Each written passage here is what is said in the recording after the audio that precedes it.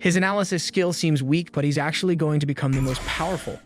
If you dig my recaps, don't forget to subscribe and smash that notification bell. A young man stands on the brink of a cliff, taking responsibility for being in this predicament. After all, he's weak.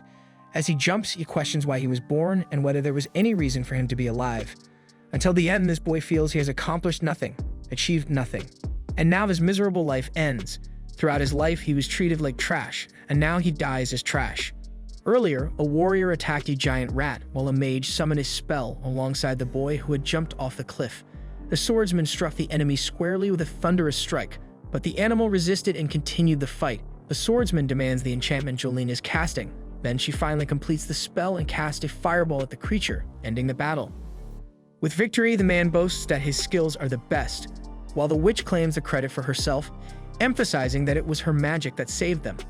Being more humble, the guy admits they both did well, but soon takes on an angry expression to tell the third member of the group to get to work, calling him a trash picker. The young man corrects that his name is Ian, but he trips and is scolded as useless by the leader. Jolene asks Zoid to have pity on the boy, as he is not from the high common class like the two fighters on the team, but from the low common class. Ian apologizes and argues that his backpack is too heavy, but Zoid does not care and orders the kid to assess the giant rat immediately, as that's all he knows how to do. While doing his job, Ian reflects that his occupation is that of a low common class appraiser. At birth, the goddess of light grants each being an occupation, while the goddess of darkness grants skills. By training these skills, you can gain a myriad of abilities, but occupations are passed down from generation to generation and can never be changed. These occupations are divided into 3 levels: low common, high common, and rare. The highest class has few people, like rich merchants and military strategists. In the second highest, there are people like Zoid and Jolene, mages and knights made for fighting. Lastly, at the lowest level, are peasants and appraisers who are not made for battle. As occupations are inherited, usually, children continue in the same profession as their parents, but having lost his parents early, Ian was unable to continue the family business.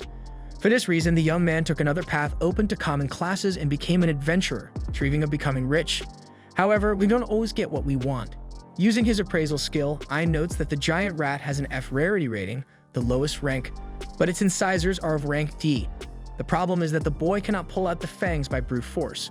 Zoid complains that the kid is taking too long, so Ian asks for help to pry open the rat's mouth. Zoid is offended by this request, as you would never touch such a filthy creature, and Jolene adds that this is a job for a trash picker. Losing patience, the swordsman throws a rock at the boy's head and kicks him in the face. Jolene still says that the two of them take risks to keep Ian safe, while he just stands there, distracted instead of showing gratitude. At this, although he has been assaulted, Ian apologizes for his behavior. After all, he knows that deep down the world is not a fair place. So the young man continues his work and opens the rat's mouth with difficulty, while his teammates laugh at the disgust of assuming such a role. Zoid emphasizes that being an appraiser must be horrible, since all you have to do is take the rat's corpse to the guild where they can assess the animal with magical tools. About this, Ian agrees they are right, since the only thing he knows how to do is find and extract materials from monsters. In other words, deep down, he really is just a trash picker. Then Zoid goes further, saying they did the picker a favor by letting him join the group, but only because they don't want to put any disgusting corpses in their magical bag. That said, the two fighters continue on their way and tell Ian to finish the job quickly. Alone, the boy's mouth trembles with sadness and anger, but the only thing he can do is endure. When the group continues on their way, they luckily find the corpse of a hellhound. At the moment, Zoid orders the trash picker to search the body, but Ian points out that this is a bit strange since, according to guild information, this type of monster shouldn't be in this dungeon. Zoid doesn't want to hear any nonsense and kicks the boy onto the corpse, while Jolene celebrates that the materials from the hellhound are worth a lot. In the warrior's opinion, this calls for a drink after the expedition. Then, when they reach the inn, there might be some flirting with the mage. For his part, Ian assesses that the hellhound is a rarity of rank B. Zoid observes, amid 2 paths ahead, that there is another corpse of the same monster on the right path. Then Ian's eyes are filled with dread, as surely something is not right, since the map says there is only one way. Tired of the picker's tantrum, the leader of the group threatens to fire Ian if he refuses to proceed. Ian realizes that few groups would accept someone with his useless occupation, so he decides to continue with his current team. As the group progresses, they find several dead hellhounds, and Zoid thinks this is a treasure mountain. Ian expresses his concern again, as if an adventurer had killed all these dogs, they would have collected the materials. The leader tells the picker to shut up, but suddenly, a pack of hellhounds appears in front of them. Knowing they cannot deal with so many enemies, the humans think of a way to escape. Then Zoid has the idea of paralyzing Ion and leaving him as bait. The mage agrees with the plan, and when the boy is prevented from moving, the rest of the team runs away and leaves him to death. With that, the dogs lunged at the boy and tore him apart with their bites. The pain was so intense that it overcame the paralysis, so Ion seized the moment to hit 2 dogs with a stone. Then he threw all the food from his backpack to distract the monsters and fled as fast as he could, although his wounds were so deep that they prevented him from running. To make matters worse, his teammates had blocked the exit. Ion found another path, but it led straight to a cliff. At that moment, Ion pondered the worst way to die, being devoured alive by hellhounds or jumping into a pit without even knowing its depth. Ironically, at the end of his life, the boy reflected that he had spent his journey bowing to vile people like Jolene and Zoid, only to end up abandoned and without any useful skills to defend himself. Regardless, the young man blamed himself for being weak and leaped. Sometime later, a sort of apparition in the form of a woman approached Ion's bloody forehead and kissed it. Gradually, the human opened his eyes and wondered if he was dreaming as he saw the female figure before him. Then, when he closed and opened his eyes again, he realized he was standing before a gigantic tree, and his wounds had all healed. Around him, an endless waterfall encircled the area. Ion examined the water and realized it was the droplet of the world tree, capable of instantly healing diseases and wounds. Upon examining the tree, he discovered it was the world tree itself, capable of producing infinite mana and living without sunlight. Ion was awestruck, for he thought this was merely a legend. Long ago, this world had only one world tree. To produce the magical energy used in daily life, beings breathe mana from the air produced by this tree and convert it within their bodies. However, it is said that the tree had dried up and no longer existed. The fact that mana was still being produced raised many questions. Scholars believe there are other world trees in different places, but none have ever been found. Remembering this story, Ion touched the tree and thanked it for saving him. Then he heard a female voice, but seeing no one around, he assumed it was his imagination. The boy felt no presence of monsters in this place, which was strangely quiet for a dungeon, and wondered what to do next. Obviously, Zoid and Jolene weren't going to send anyone to rescue their trash picker, and there was no food in this place. Therefore, before dying of hunger, Ion had to risk trying to find the only exit he could see. Thus, he bid farewell to the tree and walked towards the only path. As he turned around, the mysterious figure appeared again, but did not express itself, although it seemed to wish to. As Ion walked down the strange path, he reflected that this was a territory unknown even to his own guild, and that there might be monsters worse than the Hellhounds. Yet despite the fear, he gathered courage and moved forward, for the time of setting limits on himself was over. From now on, Ion wanted to carve his own destiny.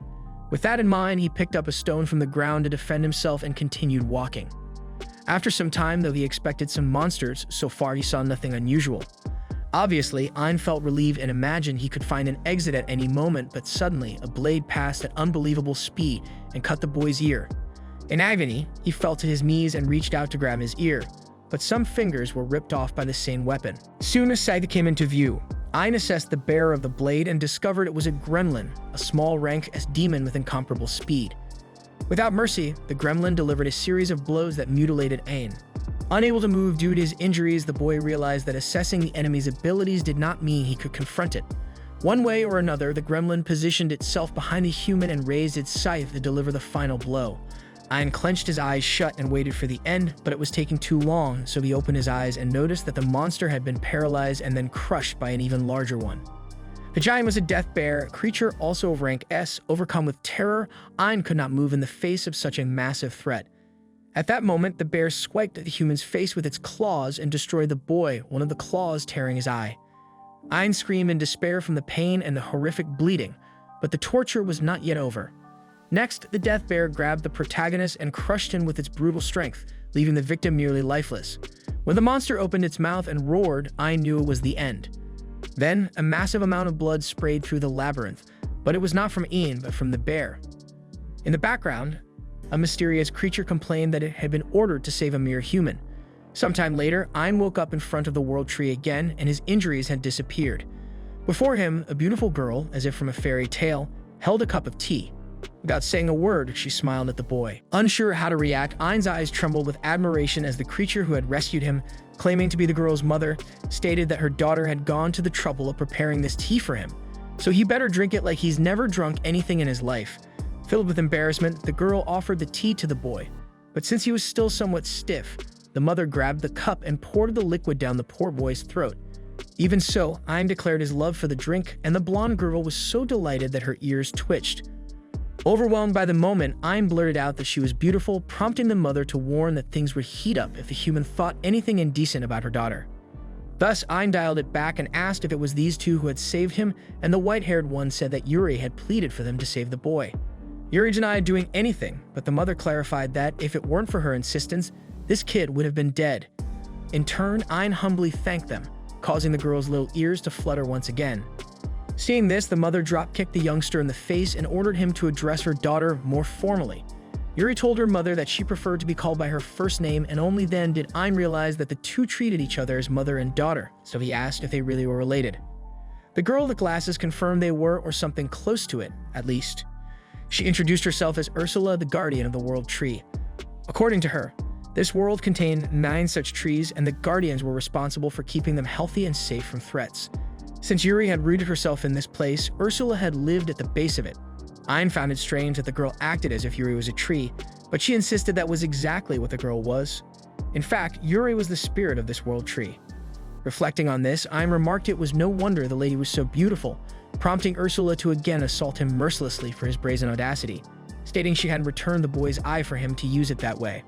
By the way, Ein remembered that a death bear had torn his eye out, but now it was completely healed. Ursula explained that she had healed him with drops from the world tree, but since it wasn't possible to reconstruct the human's eyeball, she used a piece of the tree to create an artificial spiritual eye for him at Yuri's request. Since Yuri had requested all these things, Ein wondered why, and she recalled that the boy, after being saved, had personally thanked the tree, which touched her heart. After all, according to Ursula, it was rare for someone to fall into this abyss, but Yuri always wanted to save everyone who did. However, no one had ever uttered a word of gratitude. On the contrary, when they discovered it was the world tree, people would tear off branches and leaves to take away. That's why Yuri was pleased to hear Ein's words. Thus, the boy took the opportunity to thank her for being saved twice and said he owed his life to her. This time, the girl not only twitched her ear, but also her entire body with embarrassment. Fed up with this awkward atmosphere, Ursula told the lad to beat it, as he had been saved and there was nothing more to do there. However, Yuri was sure he would die if he tried to return alone and asked the guardian to do something. The protector argued that her oath only allowed her to stay within a certain distance from the world tree, and teleportation spells didn't work in this place, so there was no way out. Hearing this, Yuri began to cry, so Ursula softened her heart and committed to training Ein so that he would be strong enough to leave there on his own. Touched by this opportunity, the boy hugged the two mysterious creatures enthusiastically. After pushing the presumptuous boy away, Ursula made it clear that he would be trained by the greatest sage there was, meaning no pathetic efforts would be accepted. In turn, Ein promised to give his all. Without delay, she took the new pupil to learn some tricks. He was worried she might just throw him at a monster without him knowing how to wield a sword, but the guardian explained that the traditional method, with all its theory, would take too long, and they didn't have time for that. In other words, Ein would be trained more in practice than anything else. With that, she told him to look down the corridor, but he couldn't see anything because of the darkness. The master taught that now he had a spiritual eye, and it was far from being an ordinary organ like those of humans. The secret was for the boy to be aware of this. Once he did, things would change. Focusing on this teaching, Ein remembered that his left eye had been destroyed by the bear, plunging him into darkness. However, Yuri had given light to him, and everything he would see in this world from now on was blessed by that woman behind it. With this in mind, he felt his spiritual eye warm up, and when he opened it, he could clearly see the entire corridor. With that, Ursula began the real training, summoning a gremlin for the apprentice. Immediately, the monster began to circle around its unreachable speed, leaving Ein terrified. According to Ursula, he had to dodge all of the opponent's movements. The boy was sure he couldn't, but the master reminded him that he possessed the power of assessment. In the student's mind, this ability only served to check statuses and such, but as the teacher had already said, the spiritual eye changed the meaning of absolutely everything the human mastered, and this technique was no exception. Thus, he used assessment on the gremlin, and the panel read that the monster would cut his right ear at high speed. Although he could read it, the boy even celebrated, but the gremlin did exactly what was written on the panel, leaving Ein lying on the ground in pain. To prevent her pupil from dying, Ursula isolated the two with a magical shield and threw some drops from the world tree to completely heal his wound, reattaching his severed ear to his head. Because of this water, Ein could rest easy and literally kill himself training, because even if he died, he wouldn't really die. So the apprentice returns to practice and repeats the procedure from the first time, reading the enemy's movements, but he can't react to an attack from this creature with his current reflexes. According to his master, the answer always lies in the spiritual eye, so Ion focuses on this device in search of an answer. Thinking beyond human imagination, he manages to launch the Reevaluate skill, which this time not only predicts where the opponent will strike, but also when.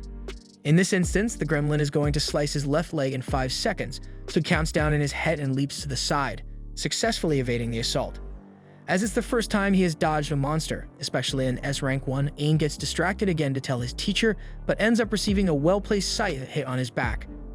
Ursula mocks him for letting his guard down so soon, and the pupil acknowledges the slip-up and understands that he needs to use evaluation as naturally as breathing, as that's the only way he could face such a strong monster.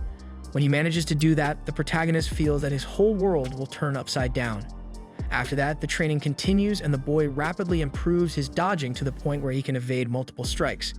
At one point, he gets distracted and takes another scythe hit, but Ursula decides to move on to the next training session. From now on, I must defeat the gremlin. The boy complains about not having a weapon, so the master hands him a wooden sword made from the world tree at Yuri's request. Knowing this, Ion thanks the spirit that saved him again and faces the challenge. As he stands before the gremlin, he repeats the entire process he has memorized up to that moment, but aware that now he needs to strike at the right time before getting hit. So he counts the 5 seconds indicated by evaluation, but the monster dodges. Impatient, Ion asks what he should do, but Ursula is also fed up and tells the kid to figure it out on his own. With no other choice, Ion tries to hold the sword exactly where the gremlin will strike, to save time handling the weapon, but this strategy also fails. Realizing this, Ion analyzes that this monster also thinks before acting and will dodge if it sees a sword in front of it. Obviously, spirits and humans don't see things the same way. With this in mind, the protagonist focuses his spiritual eye and manages to launch super evaluation, which makes time around him extremely slow. With this advantage, he gets the gremlin's head hard and defeats a monster for the first time in his life, so he openly celebrates. However, Ursula slaps the student and warns that it's too early to celebrate because now comes a more difficult part. Indeed, Ion's next step will be to defeat the dozens of gremlins scattered throughout the tunnel. In sequence, the apprentice had already handled the task without much difficulty, but Ursula couldn't expect anything less from someone who possesses a spiritual eye. Either way, it's time for the next step. The apprentice must evaluate a gremlin's ability and steal that technique for himself. Ion argues that he can only evaluate, not steal powers, but the master thinks he's talking like an amateur, as the evaluation skill was always about understanding the enemy's power and taking it for himself, especially with that left eye. Thus, Ion evaluates a gremlin and feels a terrible headache, as if the monster's ability had forcibly entered his skull. Next, he tests his speed and is surprised to discover what he is capable of doing now, but his body can't handle the speed and his muscles tear after the first sprint. After healing the boy, Ursula says this is normal, and that muscles get stronger each time they tear. That means Ion must insist on running until his body toughens up. Taking this teaching as a foundation, Ion trains diligently until his body reaches a new level, to the point where he thinks he's ready to take down a death bear. However, Ursula thinks the kid is getting too cocky too soon, which makes him bow his head and regret not having that capability. Feeling sorry for her student, the teacher lets him analyze her ability. Happy and curious, the boy asks what her power is, so the woman throws a fireball at him. After that, she explains that she used fireball with discard enchantment, which is the technique that allows the user to summon spells without having to recite the enchantment. After the apprentice recovers from the spell he suffered, the master casts another one just like it, so he quickly performs the evaluation and feels the reaction in his body besides the spell that sets his body on fire again.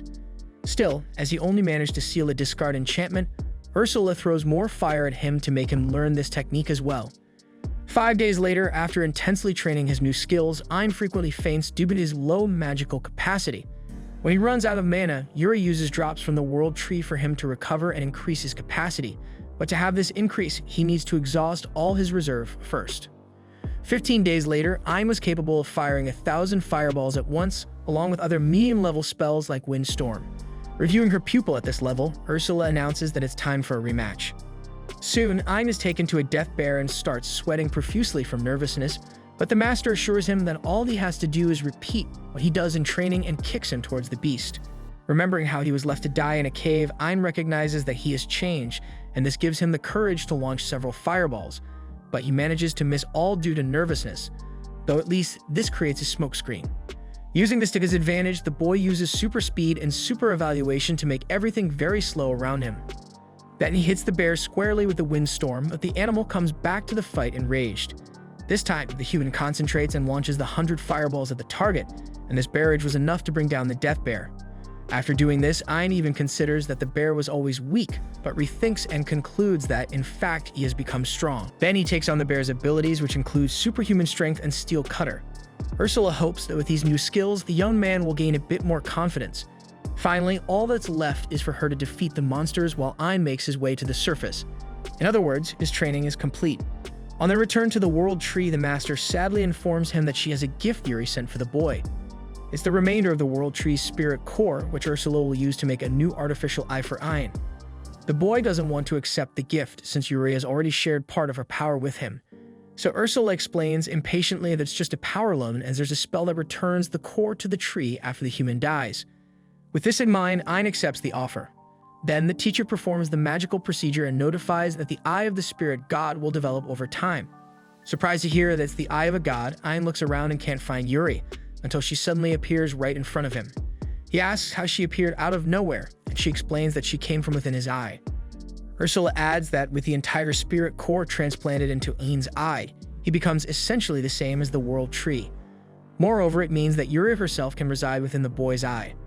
By the way, the Master demands that the boy be very happy to have such a privilege, while Yuri tries to convince the human that she can be very useful, since she can heal him whenever necessary. Ion likes what he hears, but asks Ursula what she thinks about it. In response, Ursula delivers a flying kick to the guy's face, followed by a spin kick to his back, while explaining that her dream was never to entrust her daughter to just any deadbeat. Since that's the case, Ion asks why she agreed to do this. Then, she reveals that Yuri has only had her since birth, never had a friend, and always felt lonely.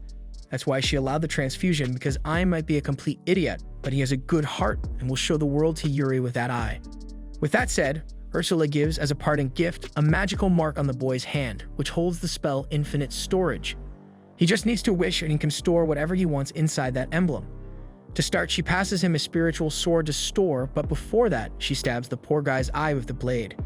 Then, as he rolls on the ground in pain, the teacher announces that she will also give a Philosopher's Stone to the student. She shoves the stone down the boy's throat, and this makes his right eye shine. Ion asks what's going on, and she tells him that she has established a permanent bond between the eye and her consciousness. From now on, she can see everything Ion sees, so it's good for him not to get too friendly with Yuri. After all this, Ion feels ready to return to the surface, and he asks if there is anything Yuri would like to do up there, because he wants to repay everything she did for him. Without hesitation, the woman says she would like to see her family. Then Ursula takes the opportunity to explain that originally the World Tree was a single huge tree, but its branches and spirit core were divided into 9 parts and hidden in dungeons across various regions. With that in mind, Ion extends his hand to Yuri and announces that the two will travel the world and seek her family. Embarrassed, the girl asks if this won't be troublesome, but he assures her it won't, especially since he also wants to meet her family. With that said, a spiritual being bursts into tears, while Ursula herself cracks a smile, this time at the interaction between the two. Finally, the human continues his journey towards the surface until he is unsure whether to take the left or right path at a certain point. Suddenly, Ursula's voice tells him to take the left as she has assessed an escape route for him, and he just needs to follow the arrows she just drew. Besides that, there's an enemy approaching, a viper with anything but mild venom. Ion asks if the Eye of the Spirit God can evaluate all this, and the Master confirms it can. Sometime later, with the snake decapitated at his feet, Ion ponders that he is now capable of killing even S-rank enemies with ease. Ursula tells the guy to stop boasting and to quickly steal the creature's abilities. In the midst of this process, she mentions that he will gain resistance to status effects and solvent venom. Used to feeling excruciating pain every time he takes techniques from a dead enemy, Ion already grips his head tightly and braces for what's to come. But to his surprise, no pain arrives.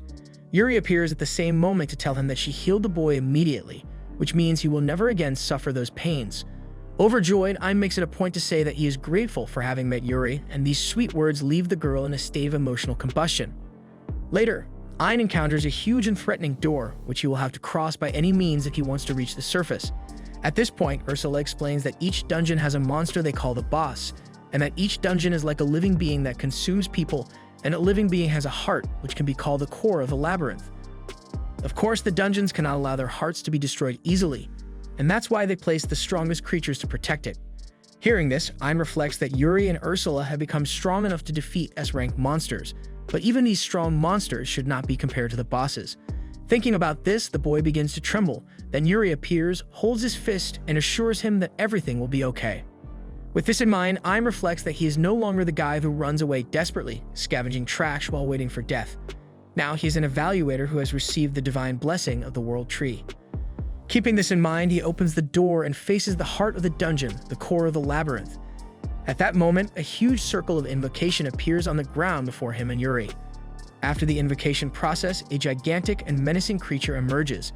Ion asks Yuri to enter his eye, while the boy advances towards the boss with the conviction that he will win.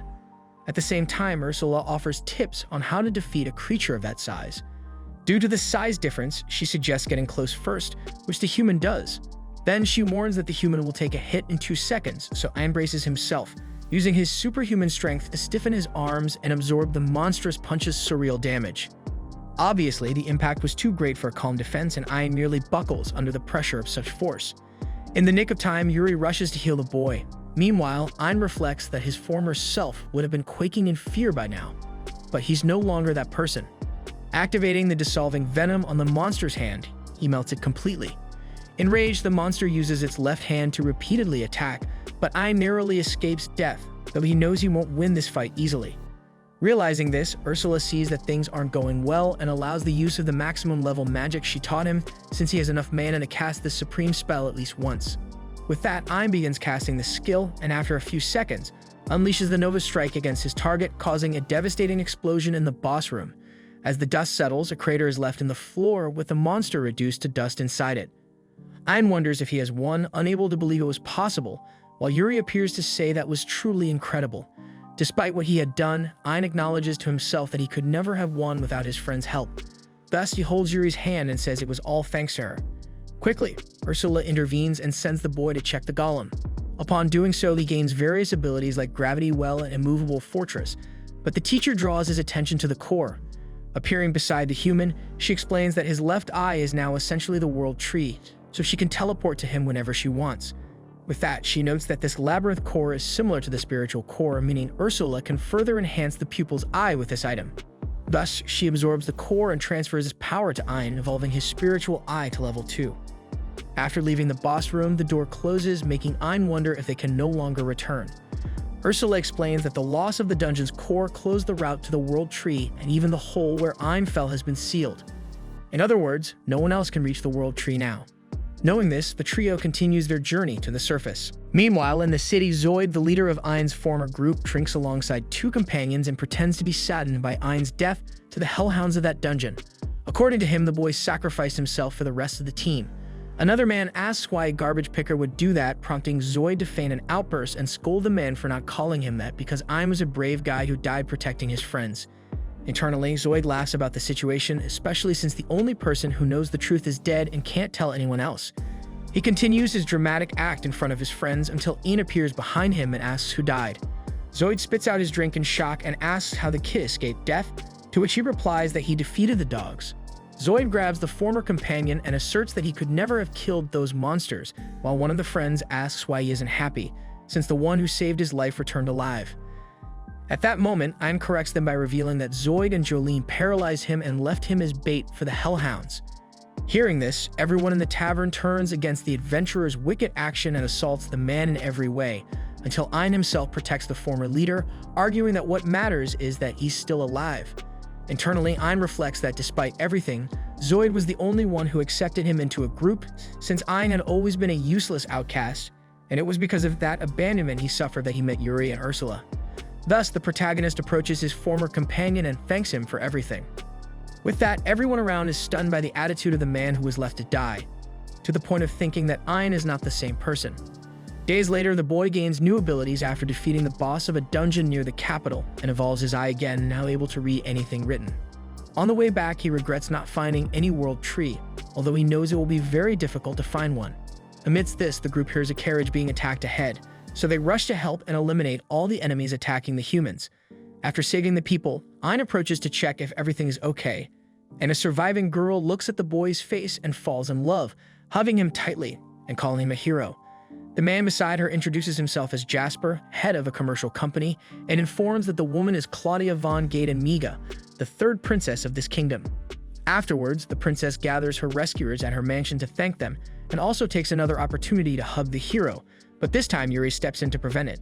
On impulse, she justifies that she did it because she is Ein's wife.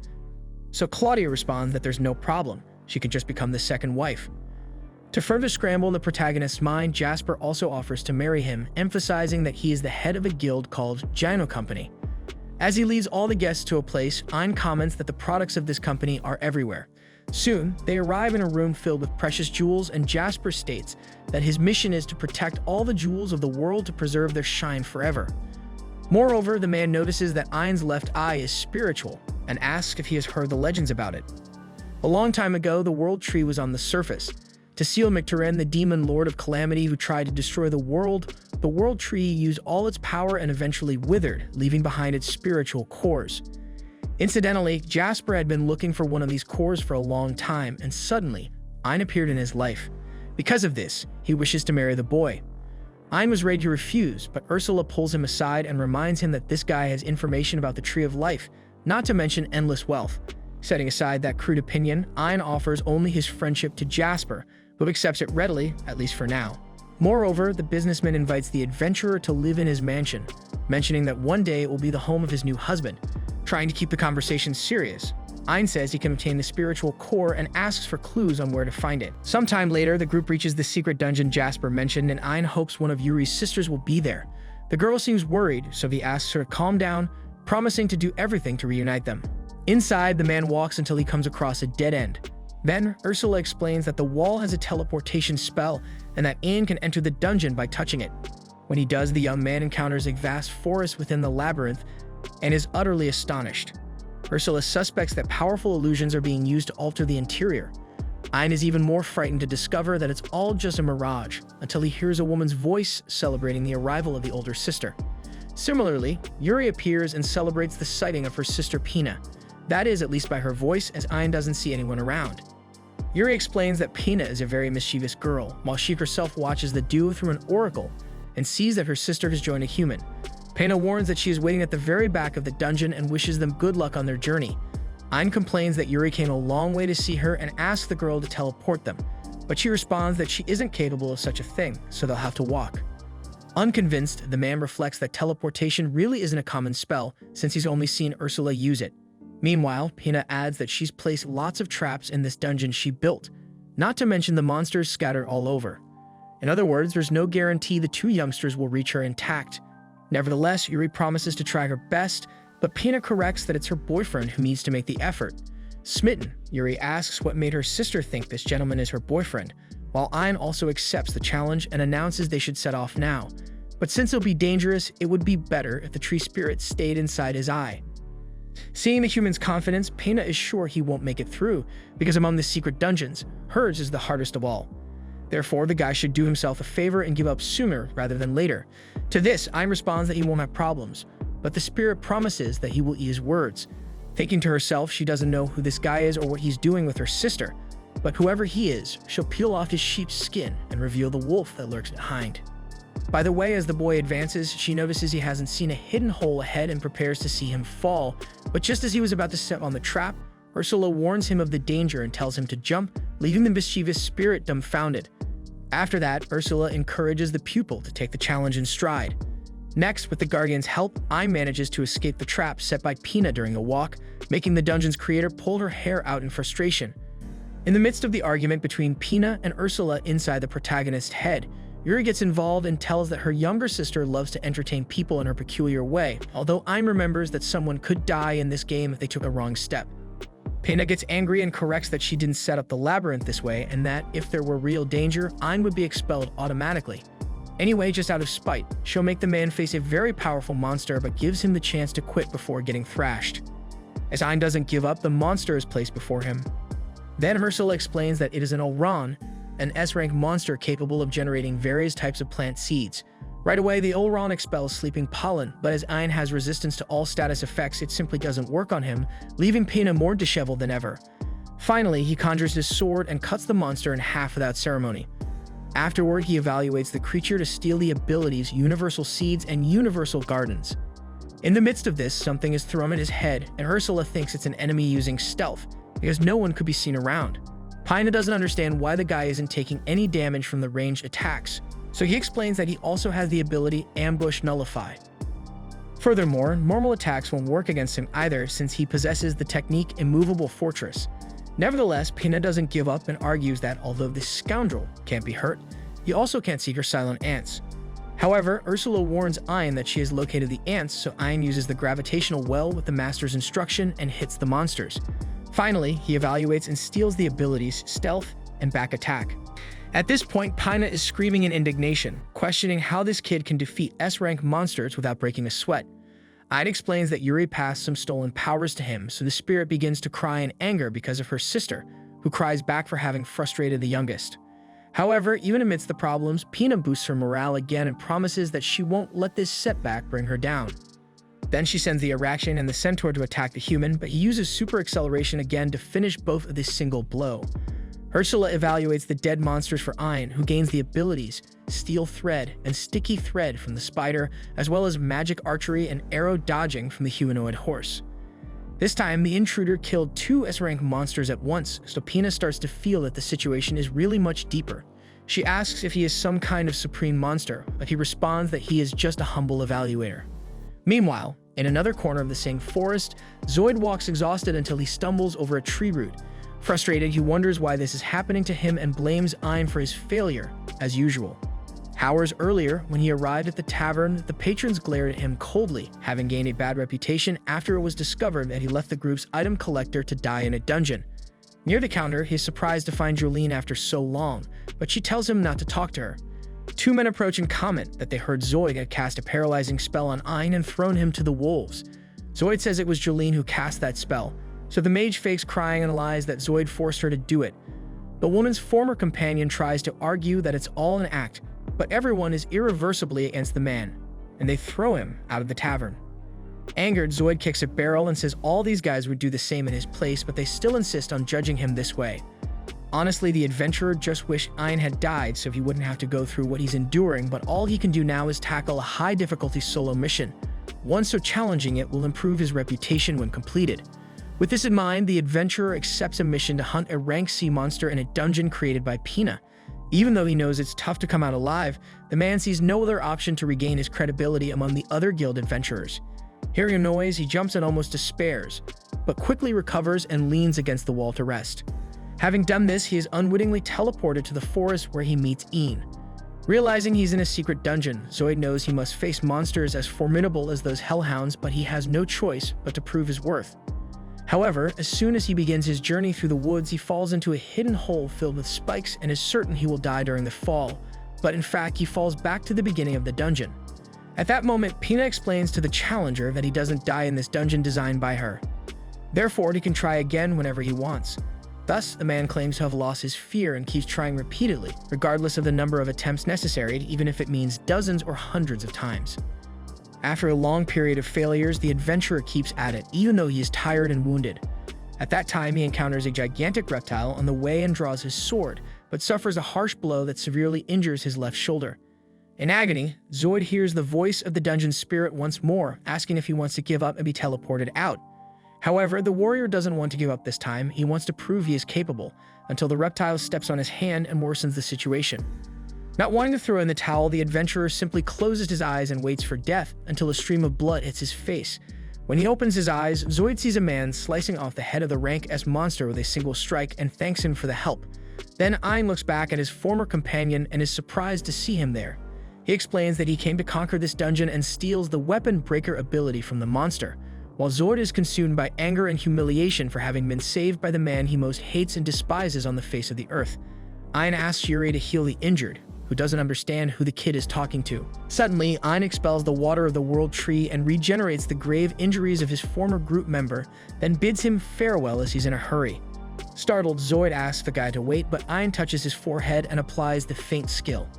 As he loses consciousness, Zoid hears the trash picker tell Pina that he has given up and needs to be taken out of the dungeon. Further ahead, Ion proceeds to the boss gate, and Pina warns that whoever doesn't defeat the boss doesn't win the prize.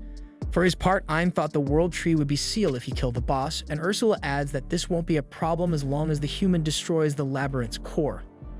Now understanding, the adventurer crosses the gate, arriving in another jungle on the other side. Hearing the ground tremble, Ein quickly floats to get a panoramic view of the space, and Ursula explains that it's as if the enemy were on the ground itself.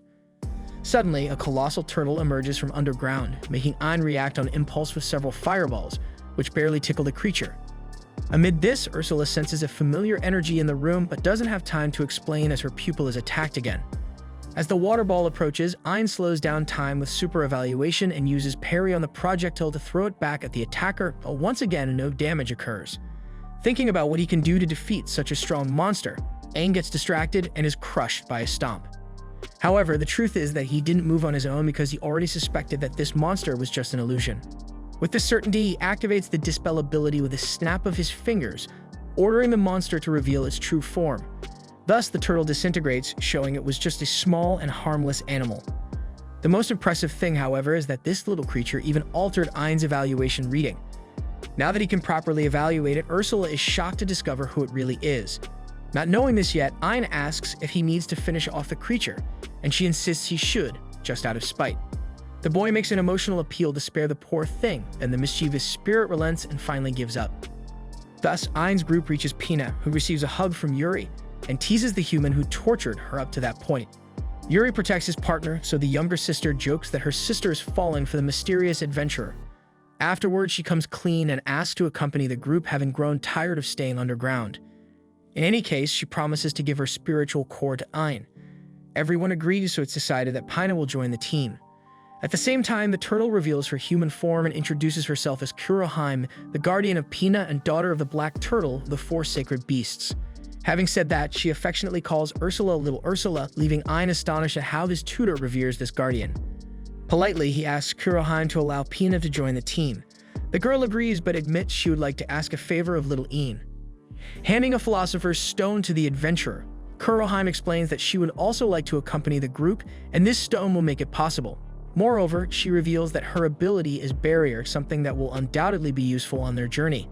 As everyone agrees, Kuroheim asks Ursula to add Pina's spirit core and the philosopher's stone to Ain's artificial eye. Later, as everyone excitedly discusses their adventure expectations, Ursula finishes processing the core and transfers it to Ain's eye, upgrading it to level 4. Observing the new team members, the boy feels that things are about to get more exciting with more people around, and most importantly, Yuri seems happy. However, there are still 6 sisters to be found, and it is up to him to find them all. Meanwhile, Zoid awakens at the start of the dungeon with a droplet of water falling on his face and starts crying upon realizing he has been saved by the former scavenger of his group. The next day, Jasper accompanies Ian to sell items from their mission. According to the noble, they are likely to be wary of counterfeit goods, but with him there, everything will be fine. Moreover, the surrounding adventurers are surprised by the presence of the wealthy Jasper merchant, who is warmly received by the guild's countergirl. She asks what the boys need, and Ein awkwardly responds that he would like to sell some items he collected in dungeons. Jasper adds that after the sale is complete, he intends to buy those items from the guild himself. The receptionist requests Ain's identification and is puzzled when she sees he is merely an F-rank evaluator, since it's very unlikely for an adventurer of that level to defeat monsters. Suspicious, she asks if Jasper is being deceived. Besides her, the surrounding adventurers judge the boy for his low class, prompting Jasper to ask Aang to show the items he brought. With that, Aang displays the emblem in his hand and tosses the materials onto the counter, leaving everyone agape, especially because of the Immortal King's skull in the middle of the pile. However, due to Ain's low level, everyone believes the items were stolen, making the boy feel even worse because this was exactly why he didn't want to come to the guild, to avoid being judged and belittled. However, a woman enters the guild and orders everyone to stop the nonsense, as it's foolish to judge someone by their guild position. Speaking of positions, the attendees are shocked when they notice the arrival of Megan, the master of the capital's guild. Megan approaches and observes Ain's different eye, making the adventurer fear that she has immediately realized his eye is artificial. Amidst this, the receptionist evaluates the items with the eye of truth and confirms they are genuine, causing all the surrounding adventurers to swallow their words of condemnation towards the young companion who brought the materials. Jasper takes the opportunity to use his reputation to ensure that Ian is strong enough to defeat these monsters, and the counter-girl apologizes for her earlier remarks. Megan asks the boy to forgive the employee, noting she will be reprimanded later for her arrogance in crucifying someone by their occupation. After all, even though our fates may be decided at birth, life is fun because there are those who refuse to fit into it. Hearing these words, Ion is overwhelmed with intense emotion and replies that he is glad to discover there are people like Megan in the guild. The master likes the way the boy expresses himself and makes it a point to highlight this as she grabs him by the collar, for Ion is precisely the type of adventurer she wants nearby. Incidentally, she feels they will meet again soon, and with that comment, she departs. The counter girl asks the adventurer to wait in the waiting room while the items are priced, but before that, Jasper asks Ian to present the items he collected after overcoming the secret dungeon. Upon hearing this, both the employee and the other adventurers go crazy, wanting to know who this boy is, since defeating a secret dungeon is a feat for few. On the other hand, not being a big fan of all this attention, Ian panics and runs away. At night, he takes a well-deserved bath to relax and reflect a bit. Although he hates being underestimated, being fawned over isn't something he admires either. Suddenly, Yuri appears unexpectedly to comment on how beautiful the night is, and Ian is startled to respond without having noticed the girl was there. Not only her, but Pina also emerges in the water to tell how excited the boy was to see his sister as nature intended. Ian asks what the two are doing in the men's bath, and Pina explains that nature spirits shouldn't be forced to follow human rules. As if that weren't enough, Ursula arrives to scold the human for having looked at the wrong parts of her daughter. Because of all this, Ian leaves the bath even more exhausted until Kurohime appears last to talk with the poor guy. She confesses it's been a long time since she's seen these people so lively, so it was a wise decision to leave Pina under the man's care. He asks if Pina is like a daughter of Kurohime, and she responds affirmatively, as the Guardians created the spiritual cores and the egos installed in them are the girls, meaning Kurohime is indeed Pina's mother. Thus, being one of these pairs, Ian asks if there are other pairs besides them, Yuri and Ursula. The girl answers there are only 7, which confuses Ian as he had heard the first tree dried up some time ago. The one confirms the information, but it's not as if the spiritual core was completely destroyed. In fact, it's likely the first spirit is still alive. Equidna, the eldest sister, must be somewhere with her guardian, but no one knows where. Moreover, no one knows the location of the dungeons that contain the other trees. Nevertheless, Ian doesn't intend to give up the search and is clear in his mind what he wants to do, especially since he owes a lot to Yuri and wants to help her find her family. About this, Kurohime reflects that Ian really has the power to unite people, regardless of his strength or other abilities he might have. The next day, the hero goes to a meeting with Jasper to gather information and is surprised by the presence of Megan. The master wants to ask a favor that only Ian can fulfill, and it involves the behemoth, one of the powerful ancient dragons spawned by the demon lord Micterin. After the demon lord was sealed, the dragon hid, but for some reason, it reappeared just to attack traders and cargoes passing through the area. With that, Megan wants Ian to confront the behemoth in this official SS-rank task. Jasper warns in advance that the boy might lose his life and regrets the fact that he said he didn't want to get involved with the guild, but even so, Ian accepts the challenge knowing the guild is in a difficult situation. Happy with the news, Jasper affirms that his friend has a strong and worthy heart of the power he possesses, while Megan couldn't expect less from a man who generated interest in her. Telepathically, Ursula comments on how much the young man has matured, while the guild master greets the young man and counts on him. In the next scene, moving toward their goal, the adventurer braves the surreal heat of the desert. Despite the suffering, Ursula assures that the behemoth is close by. She explains that this monster is an earth dragon capable of absorbing spells, taking their magical power for itself, and can also transform the air into projectiles that pierce through space itself, dubbed spiral bullets. Learning that the monster absorbs magic, Ian realizes he is limited to his sword and skills. The spirit adds that during the day, the behemoth hides beneath the sand, and it's Ian's job to lure the creature out. As planned, the adventurer executes a Nova Strike on the sand, creating a crater deep enough to reach the depths of hell. From the depths emerges a creature eager to know the identity of the insolent human daring to disturb its slumber. Soon, Ian finds himself facing a being that has never known the concept of defeat. After being given life by the demon lord himself, the behemoth has never encountered anyone stronger than it, and its overwhelming power is enough to subdue any threat in this world. Honestly, this leaves the dragon quite bored. However, confident that the human before it is weak, the behemoth notices that Ian can use relatively powerful magic despite spells being ineffective against it. Bringing this up, the dragon questions who Ian thinks he is to challenge it. Ian formally introduces himself and confirms he came to defeat the monster, which bursts into laughter, reminding him that it was created by the demon lord himself. To this, Ian retorts that the lord must not be much of a challenge either. This comment causes the earth dragon to tremble with rage and launch spiral bullets at the opponent, who assures that all this effort from the monster is futile. Nonetheless, the behemoth is confident of victory on its sandy terrain. As the human dodges the attacks, he manages to get close and sever the creature's left arm, as tough as orichalcum. Not to be outdone, the behemoth burrows into the earth to catch the boy off guard, and the firm conviction that his attack could not be anticipated makes the monster overly confident.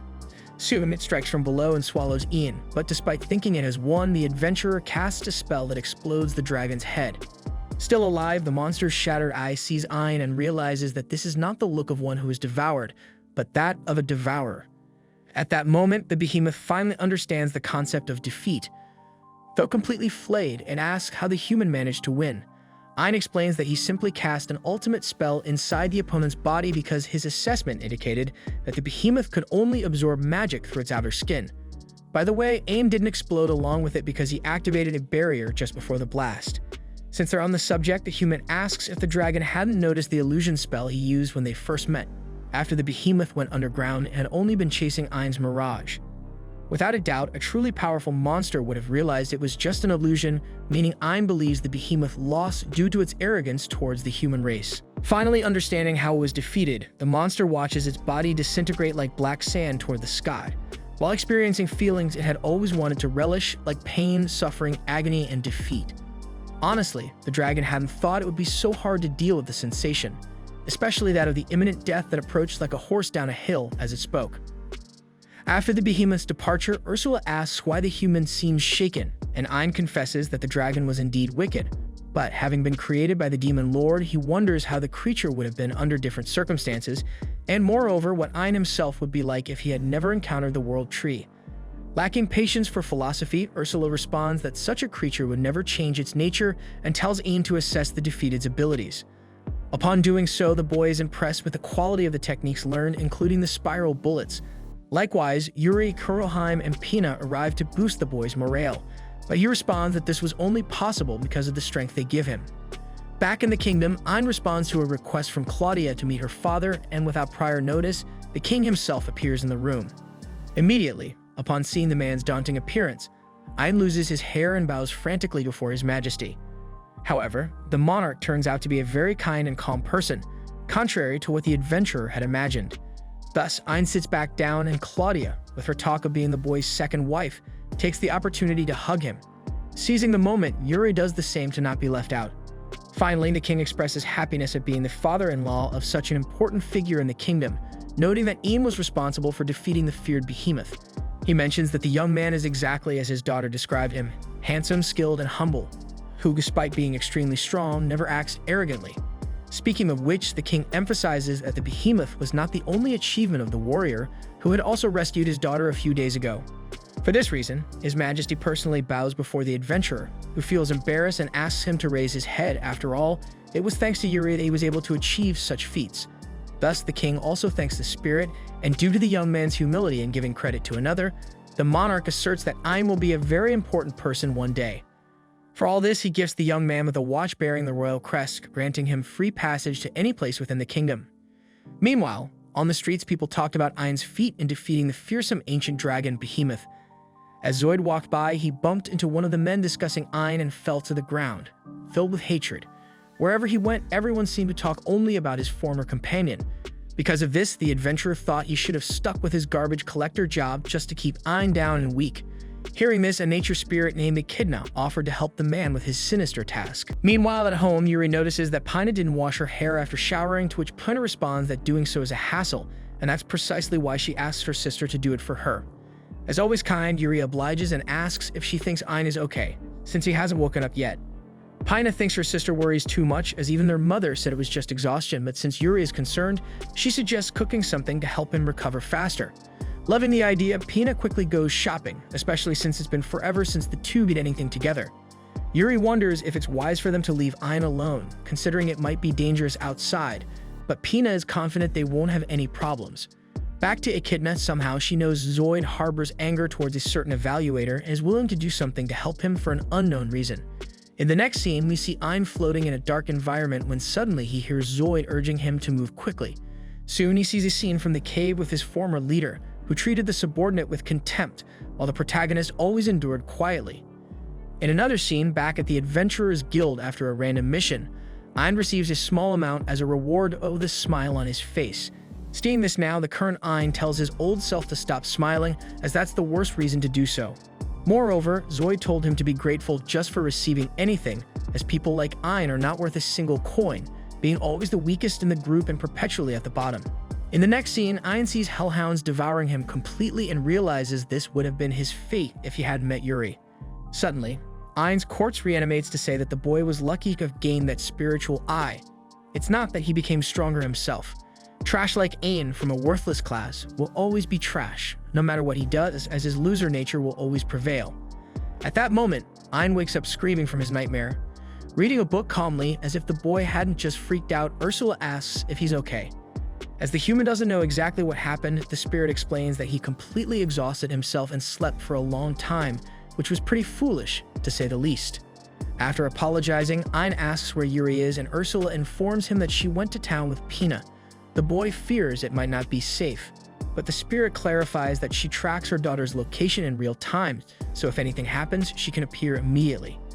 By the way, Ursula recommends that he rest a bit longer since he had a restless sleep. Then Ein shares that he had a nightmare, and that meeting Yuri and Ursula really changed his fate, but somehow Ein feels he should be in a hellhound's stomach right now, because the truth is he was lucky and only got where he is because of the strength the spirits gave him. Deep down, the evaluator still feels weak and useless, exactly as Zoid said. Returning to Echidna, she makes it clear she will help Zoid get revenge on the man he hates so much. She reveals that Ein has a spiritual eye, which is how he got so strong without any effort. Enraged, Zoid punches the ground, upset that there was something strange about it all, as there's no way someone as weak as him could become so powerful out of nowhere. That said, Echidna asks if the man also wants a spiritual eye, and obviously he agrees immediately with excitement.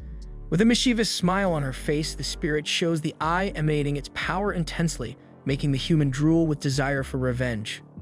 Then she embeds the object in Zoid's forehead, causing a bizarre reaction that transforms him into a true monster.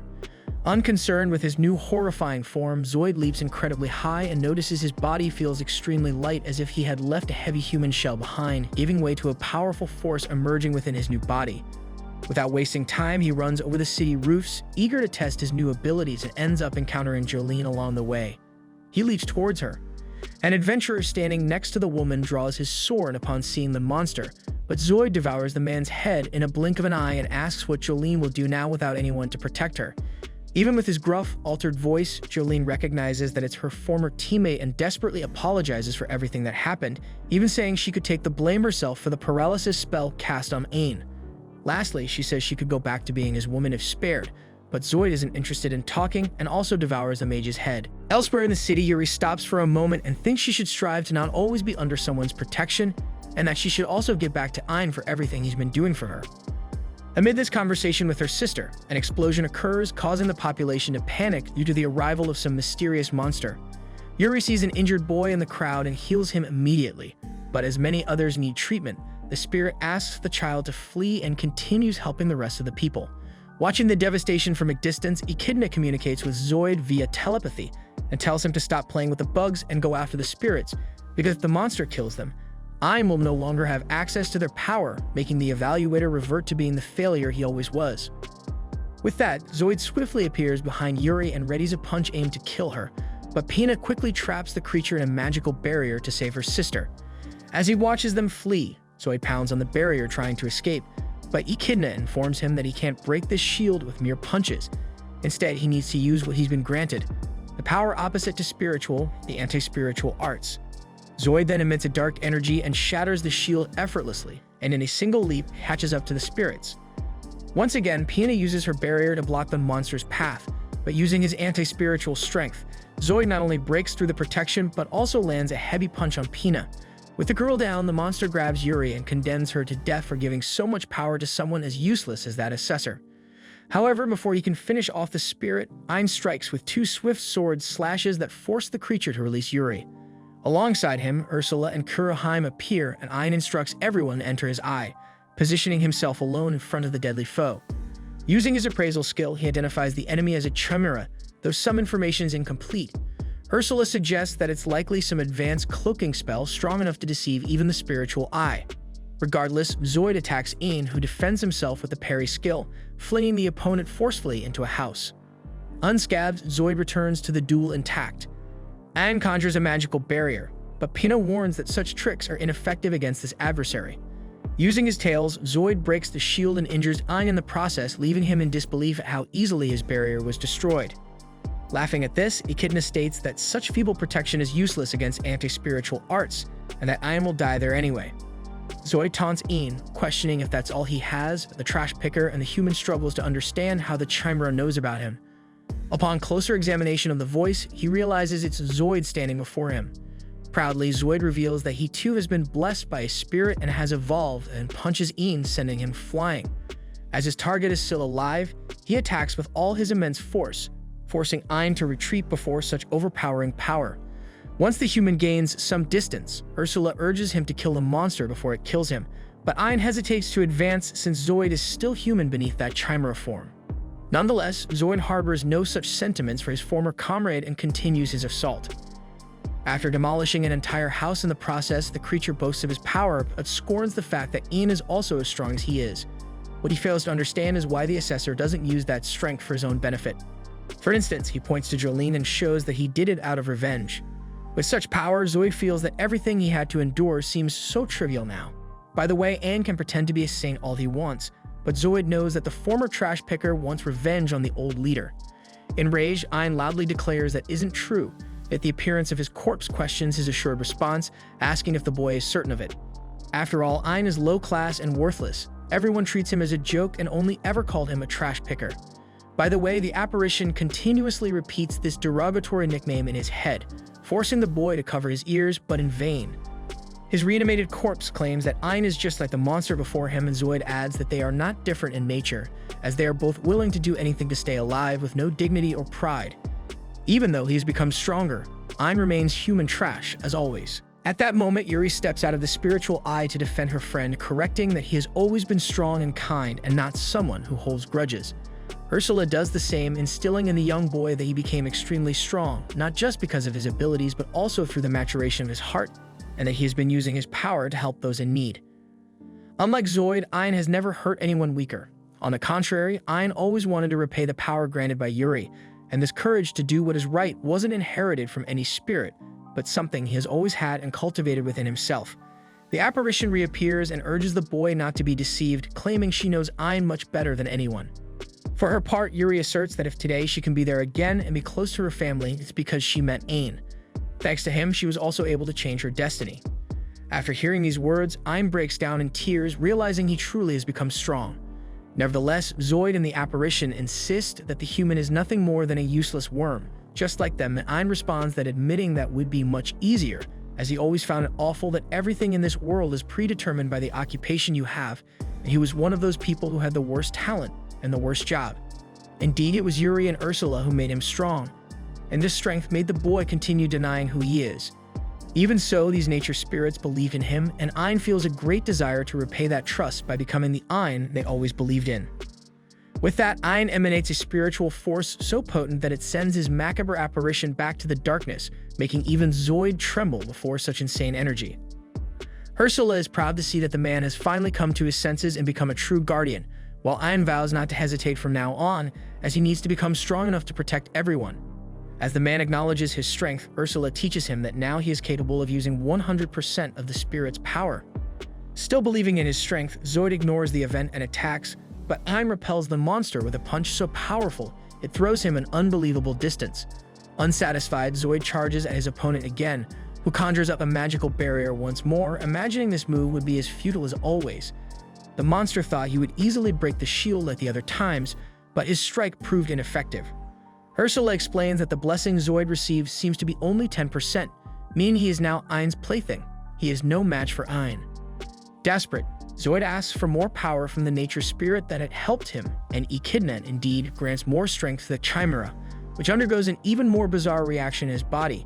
Drooling, the monster asserts he is the strongest, and with this confidence he resumes the offensive against Ian, who conjures his sword and promises to end this by emitting a blue energy around his body. Soon, as Zoid approaches, the human delivers the fatal blow that disintegrates the Chimera once and for all. Afterwards, Zoid finds himself kneeling in a kind of spiritual plane until Ian appears and extends his hand to his rival. Feeling defeated, Zoid questions why Ein continues to try to save him in this way, and the former garbage picker responds that he doesn't need reasons to do it. Sincerely, the loser admits that it's precisely this aspect of Ein that irritates him so much as he continues to act arrogantly when he's nothing but weak. Unshaken by these harsh words, Ein teaches that it's not wrong to help people if you are weak, and that you don't need to remain without courage just because you don't feel strong enough. Honestly, he's tired of thinking otherwise and just living on the run, and that's what made him change completely. And if Ein can change, Zoid certainly can too, and he can start by taking the hand extended to him. For now, that's enough. Hearing all this, Zoid hesitates for another moment, but as he sheds a tear on his face, he grips the hand of his former companion. Back in the real world, Ein analyzes that someone must have taken advantage of Zoid's weak heart to grant him power, but he doesn't understand who did this and why. As night falls in the capital, Iona returns to the battlefield, has become the city center, and collects the spiritual eye she gave to Zoid. With this, she also manages to recover Ein's combat data, which was her plan from the start. In fact, the only thing that was unexpected is that Zoid didn't die. At least she sealed his memories when he became a demon, so there's no chance of that leaking. Putting that aside, the spirit acknowledges that it was very clever of Ein to imbue Yuri's purifying power in his sword strike. That said, she asks Micterin to hang in there because she's going to bring this being back. The following day, Yuri approached Ein while he was sipping tea and, blushing, managed to blurt out a request for a kiss. Sweating profusely, the boy asked her to tone down the jokes, but she reiterated her intention, explaining it was part of a pact ritual performed between spirits and their guardians. Suddenly, Ursula appeared to comment that, although it was dreadful, it was a necessary evil.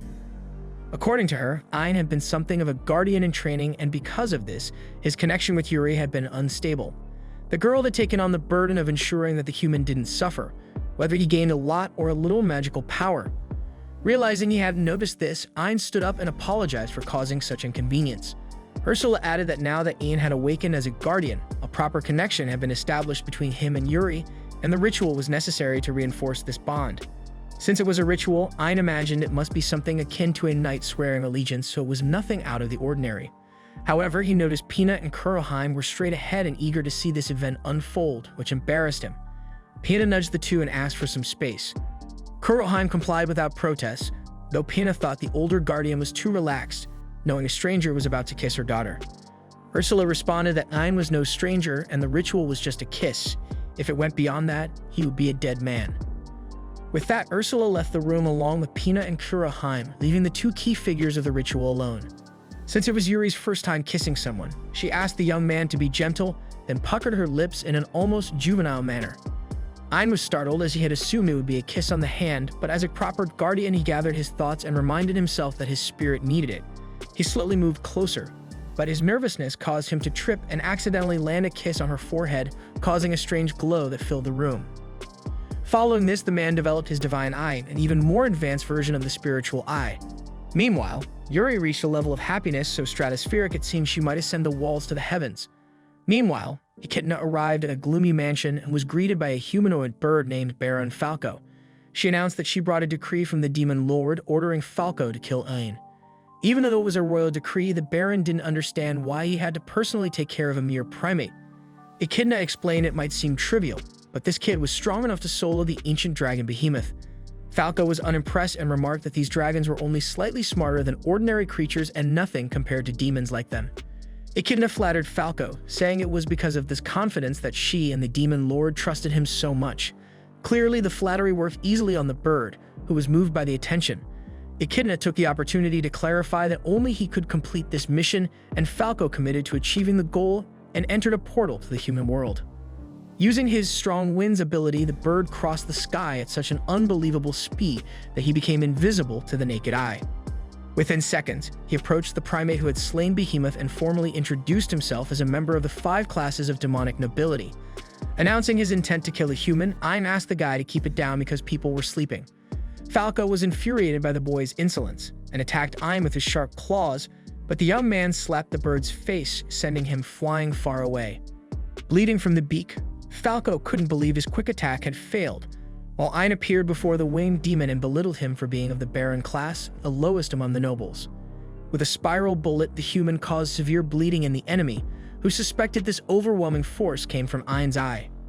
As he threw the target to the ground, Ion evaluated the strong wind's ability and discovered Falco was only after him, not the girls, so he released everyone from his eye. Seeing the bird demon bleeding on the ground, Pina commented that Ion had truly become a guardian and had already surpassed Ursula in strength, but Ursula made sure to push the kid to the ground and put him in a leg lock to prove she hadn't fallen behind. The next day, Ion went to the castle and reunited with Claudia, who was delighted by his presence. He expressed his desire to see the Forbidden Library, a vast archive of texts exclusive to the royal family. Having received a silver watch with the emblem of the king himself, Ion could now access places he had never imagined. Soon he reached the entrance to the desired location, and Claudia informed him that only those approved by the king and the librarian could enter, meaning she would have to stay outside. Ion had the king's permission but didn't know how to gain the librarian's approval. Claudia told him he would gain permission if he managed to get through the door, so the young man did just that and assumed there was no issue. With that, he called Yuri to accompany him, but the spirit ended up hitting some kind of invisible barrier that blocked her entry. Ursula appeared to announce that the bond between her daughter and the human had suddenly broken, and moreover, she couldn't teleport into the library. Seeing that even Ursula couldn't break through, Ion decided to stay alert and proceed alone. Finally, he advanced and was shocked by the immense size of the library, wondering about the effort it would take to find a clue to what he was looking for. Suddenly, an unknown girl appeared, falling at an incredible speed from such a height that Ion rushed to catch her before she hit the ground. Once safe, the girl thanked him with the tips of her ears red from embarrassment, leaving Ion equally flustered. The girl introduced herself as Alice and explained that she was just reading when she fell without realizing. As a librarian, she knew exactly where each book was, so she returned the one she was reading with a magic wand. Ion thanked her for allowing his entry, but maintaining a somber expression, the girl lowered her head and asked why the man had come to this place. He informed her that he was researching secret dungeons because he wanted to help someone important find their family. So Alice hands a book to the human containing the information he needs. After that, she asks if Yuri is alright, leaving Ion surprised since he hadn't even mentioned the girl's name. In turn, Alice recognized Yuri's spiritual eye. After all, she too is a spirit of a world tree. Hours later in the next scene, Ion is with his companions in a dungeon suggested by the librarian, but he doesn't think this place looks secret. Yuri doesn't believe her older sister brought them here by mistake, so the human decides to go back and ask Alice personally. He regrets that Yuri can't join them, but promises to find a way. In this case, the spirit is pleased and places her trust in the guardian. Meanwhile, at the library, Alice's mother doesn't understand why her daughter is spying on this girl with her 1,000-mile eye. Besides, she questions why she didn't give the man the book about their secret dungeon, as she wants to see Yuri and the others. Actually, Alice admits that she is scared just thinking about getting involved with the outside world, and since she doesn't have the power to fight, all she can do is observe from afar. After all, the world is full of humans, a race she dislikes quite a bit since they were the ones who killed her sister Echidna. Her mother argues that Ion is not like the others, but understands that perhaps her daughter doesn't fully trust him. Speaking of which, hours ago when Alice had revealed that she was a spirit of a world tree, her mother appeared, complaining that her daughter never notifies her when she has visitors because the guy didn't even get a welcome tea. She introduces herself as Akahane, guardian of Alice and daughter of the Red Bird. Moreover, she notices her daughter is happy with this guy's presence and makes it a point to emphasize this, as it's an event not seen for a long time. Looking at the little girl's sad face, Ion wonders how anyone could see joy in those pufferfish dead eyes. Anyway, he mentions that Yuri and Pina are waiting outside, but Akahane explains that unfortunately, her daughter cannot meet her sisters here, as this place, although it appears to be, does not exist within the king's castle. In fact, they are in a completely separate secret dungeon, and a portal connecting the 2 points allows for back and forth travel. However, their portal is quite different from others. First, only humans can pass through. Second, only humans authorized by the king and Alice, because this place holds all the country's secrets. In exchange for using the magical power of the World Tree to protect this place, the two spirits can stay there and read all the books they want. However, if Alice or Yuri pass through the portal, the centuries-old pact is immediately broken. In short, if Alice wants to see her sisters without breaking this pact, Ion needs to find this dungeon another way and enter through the right path. Ion asks what happens if he just takes Alice out of there now, but her mother explains that it's not that simple, as her daughter is fragile and wouldn't last long outside, and it's pointless if she doesn't want to leave of her own volition. Since that's the case, Ion asks the girl directly if she wants to see her sisters, and as she doesn't respond, the human deduces that the spirit is afraid, though she wants to. After all, entering a new world really is frightening, and Ion says this from personal experience, as he himself has been terrified by it. However, with the help of Yuri, Ursula, and the others, the man gathered courage, and just as he managed, Alice can also take the first step, because if that happens, he will be right there to support that decision and safely take Alice to her sisters. Having said that, Ion asks for the spirit's trust and questions if she would like to go with him, but as the girl remains silent, he understands that she might not trust someone so suddenly. But he commits to finding the location of this library by investigating the secret dungeons in the book Alice handed over. Fast forward to the present moment, Akahane says that Alice doesn't need to leave if she doesn't want to, but it seems she really liked that boy, since her ears don't lie about her feelings. Embarrassed, Alice admits she's read about this in books many times. When she looks at Ain, her heart races. She feels so happy that her chest hurts and her black and white world fills with vibrant colors. About this, her mother says that there are things you can't learn just by reading books and only experience can teach us. Therefore, she advises the girl to go with the human because if anything happens, she can always come back. At that moment, Ain arrives at the library looking for answers and Akahane encourages her daughter to gather the courage to take the next step. Soon, Alice affirms that she trusts Ain and confesses her desire to be taken to the outside world. With that, the man picks up the spirit and immediately takes her outside. Akahane follows the two and shows the spiritual core of her daughter.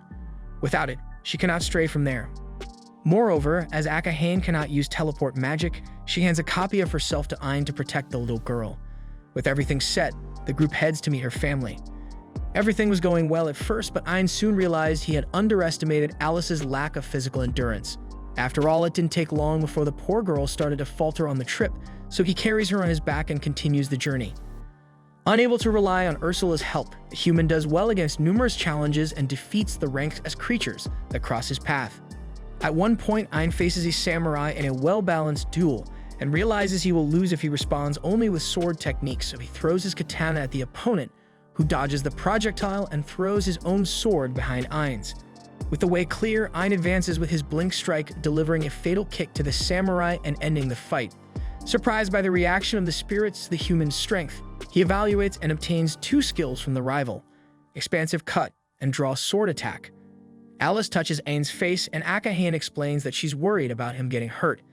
The man takes the girl's hand and assures her that everything is okay, leaving Akahane jealous and thinking to herself that this guy is a natural womanizer. Then the group arrives at a massive gate and Ain asserts that they are close to the surface. Noticing Alice's sadness, Akahane suspects it's because once they leave, Ain will no longer need to carry her on his back. Ain assures her that he would gladly carry her anytime she wishes, which visibly relieves the girl. Akahane celebrates the fact that her daughter is in a live-action romantic comedy, prompting Alice to spin her mother around in the air with her wand to dial down her excitement a bit. Hours later, on the surface at Ain's mansion, Alice finally reunites with Yuri, who warmly hugs her older sister after such a long time. However, the newcomer pushes the girl away to avoid getting sweaty from the embrace. Meanwhile, Akahane chats casually with Kuroheim, and they affectionately call each other Aka and Kuro, respectively. When Aka talks to Ursula, Ain clearly notices the hierarchy among the Guardians speaking volumes as Ursula visibly acts as if the other were her superior. Since she couldn't hug her older sister, Yuri does so with Ain and thanks him for bringing more of her family together. Seeing Alice's jealousy over the hug, Peanut teases the purple-haired girl by hugging the boy in front of her deliberately, but leaves his right arm available for anyone wanting to sneak in.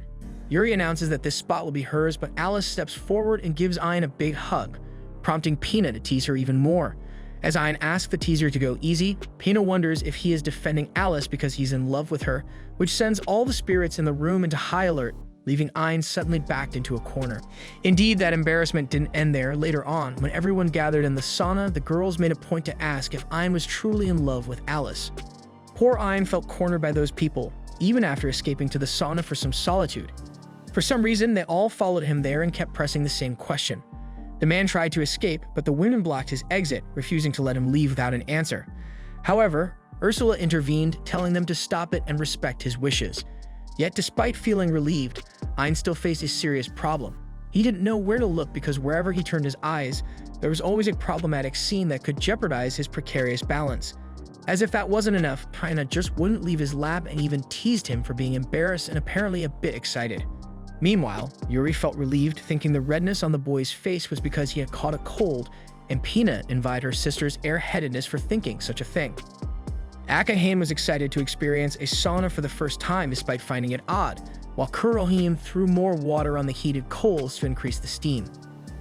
Ayn decided to leave the sauna once and for all, but Alice rested her head on him and didn't seem well, though she insisted she would endure to the end like everyone else. Ayn asked her not to push herself, but the girl didn't think she was overdoing it. In fact, she just felt the need to be by his side. Seeing the supposedly romantic scene unfolding, Pina and Yuri hugged Alice and celebrated the fact that they could continue adventuring together, and Ayn saw the sense in that, as the sisters had finally reunited and indeed should celebrate that fact. Akahane remarked that Alice's declaration of love hadn't reached its intended target, while Ayn asked Ursula to process Alice's spiritual core. In response, Eiko approached with a philosopher's stone, informing him that he would need it since, as Alice's mother, she wanted to help. Ursula agreed to perform the procedure and asked the man to bend down, but as he did, Alice tripped and ended up pulling his shorts down. Each girl reacted differently. Alice noticed that his member was larger than in the books. Pena said, "Wow." Kurohan covered her mouth to hide her laughter, and Akahane admitted she thought it would be more interesting. Finally, Yuri firmly fainted. Later, Ayn encountered Megan and Jasper, who made it a point to emphasize how much stronger the boys seemed to have become, albeit in strange ways, such as through a group hug. Jasper mentioned that Ayn had received a personal request from the king through the guild. He then asked if Ayn had ever seen a demon, and the hero recalled Falco of the Strong Winds. According to Megan, centuries ago, demons were expelled from the human realm when the heroes of humanity built a dimensional wall, but lately, there had been an increase in demon sightings in the domain of Rashik, and Ayn's mission was to defeat these foes that had appeared in that region, as he was the only one capable of confronting such powerful creatures. Hearing this, the hero responded that he wanted to help the people of the Rashik domain, but Ursula suddenly appeared to remind him that their objective was different. The human argued that he too was a stranger when the spirits first saved him. Moreover, he knew the despair of facing a powerful foe better than anyone, as that was how he had lived his life, though he was only there at that moment because of the help he had received from the spirits. For that reason, he wished to repay everything they had done for him, and upon leaving the spiritual eye, the other spirits agreed that this was the best course of action. Since that was the case, Ursula relented and agreed to help the others because Yuri was in the same situation, so Ayn committed to defeating the demons of Rashik. Meanwhile, in a distant place, several people walked despondently through a forest. A child named Mia told her father she was hungry, and the man tried to reassure her that they were going to a place full of delicious food. Mia cheerfully responded that it must be like the heaven where her mother was, and the man confirmed it was something similar. Soon they arrived at a site filled with boulders arranged like in a ritual, and one of the men shouted that Lord Hydra was approaching, so everyone immediately knelt down. Maya asked who this lord was, and her father told her it was a snake god who defended their village. Then, another man told the father to bring the sacrifice, so the father asked his daughter to come close to the god as he would take her to heaven, though he unfortunately couldn't go with her. Regarding this, the girl seemed calm and pleased to be going to the same place her mother went. By the way, she remembered that her father cried every day when her mother went to heaven, and she didn't want him to cry when she went because she wouldn't be there to dry his tears. Regardless, Mia ran toward Lord Hydra, who complained about the small amount of sacrifice he was receiving after waiting for so long. Mia clasped her hands for a prayer and asked the god to take her to heaven, but her father ran to her and confessed he couldn't do it. The other men stood up concerned and questioned what the man thought he was doing, as this was the only way for the village to survive, but the father pleaded for Hydra to eat him instead of the girl. Each head of the monster had a different opinion and taste for this, but one reminded that the agreement was to deliver a woman each month so that the village wouldn't be destroyed, and since that had been broken, the humans would pay with their lives. With that, this head of Hydra expelled purple smoke from its mouth that made all the men lie down in despair and start drooling frantically, while Mia wondered if this was the behavior of a god. Whether it was or not, one head of Hydra lunged at the child and almost swallowed her, but Ayn arrived just in time and saved the little girl with a magical barrier. Upon witnessing the scene of a man in a cloak radiating a bright shield, Mia thinks she's seeing a god before her.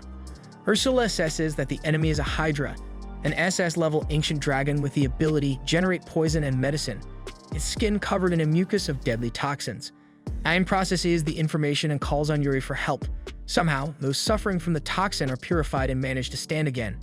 The Hydra is incredulous that the warrior could neutralize the poison with just his gaze, while Ayn himself is astounded by the level of the healing spell the spirit has achieved. Finally, the boy tells the people to flee while he deals with the monster. The demon, however, doesn't think a mere human is enough to fight him, believing his toxin alone will suffice. With that, Ayn executes the sword draw attack, a strike that splits into several, slicing the Hydra into pieces. Amidst the overwhelming victory, the men celebrate like never before, and one of them recalls that this warrior is known in the royal capital as Ayn, the slayer of ancient dragons. Inside the hero's head, Ursula praises the fact that he imbued the blade with Yuri's purification powers to neutralize the poison and allow the cut, a compliment that flatters Ein momentarily, but leaves him startled as he realizes he has finally received praise from her, something he does not remember ever happening. Regardless, the spirit evaluates for the human the abilities generate poison and medicine and bath in bed. Afterwards, the boy turns to the villagers and asks to meet their leader, but this request drastically changes the mood of the peasants, who lower their heads sadly.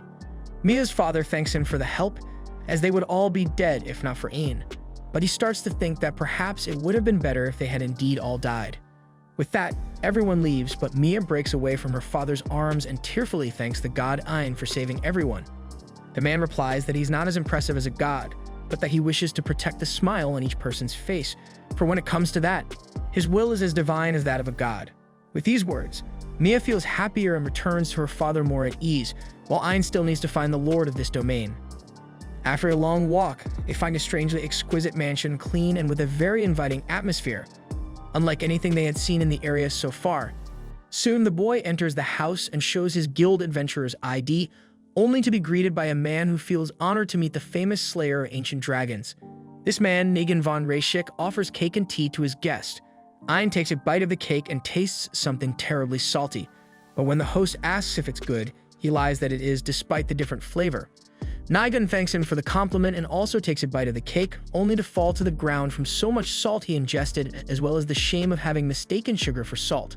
According to the young man, he always messes up. Then the two begin a candid conversation. Ein asks for some explanation for the sudden appearance of demons in the region, but Negan has no idea what the traveler is talking about.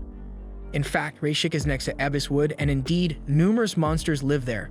So perhaps people just confuse the demons with the monsters and sound a false alarm. Still, Ein asks to take a look around just to confirm, especially considering he defeated a hydra before arriving in town.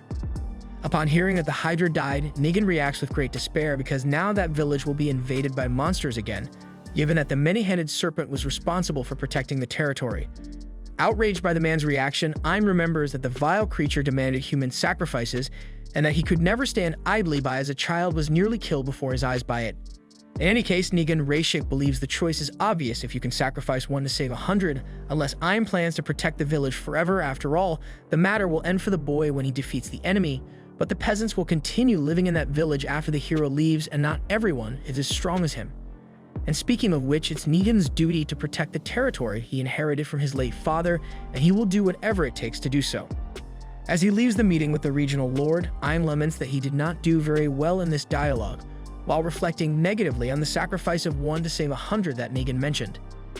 At that moment, Yuri appears to admit that she doesn't understand such complex situations, but one thing she knows: Ein must follow the path he thinks is right, because that's what really matters.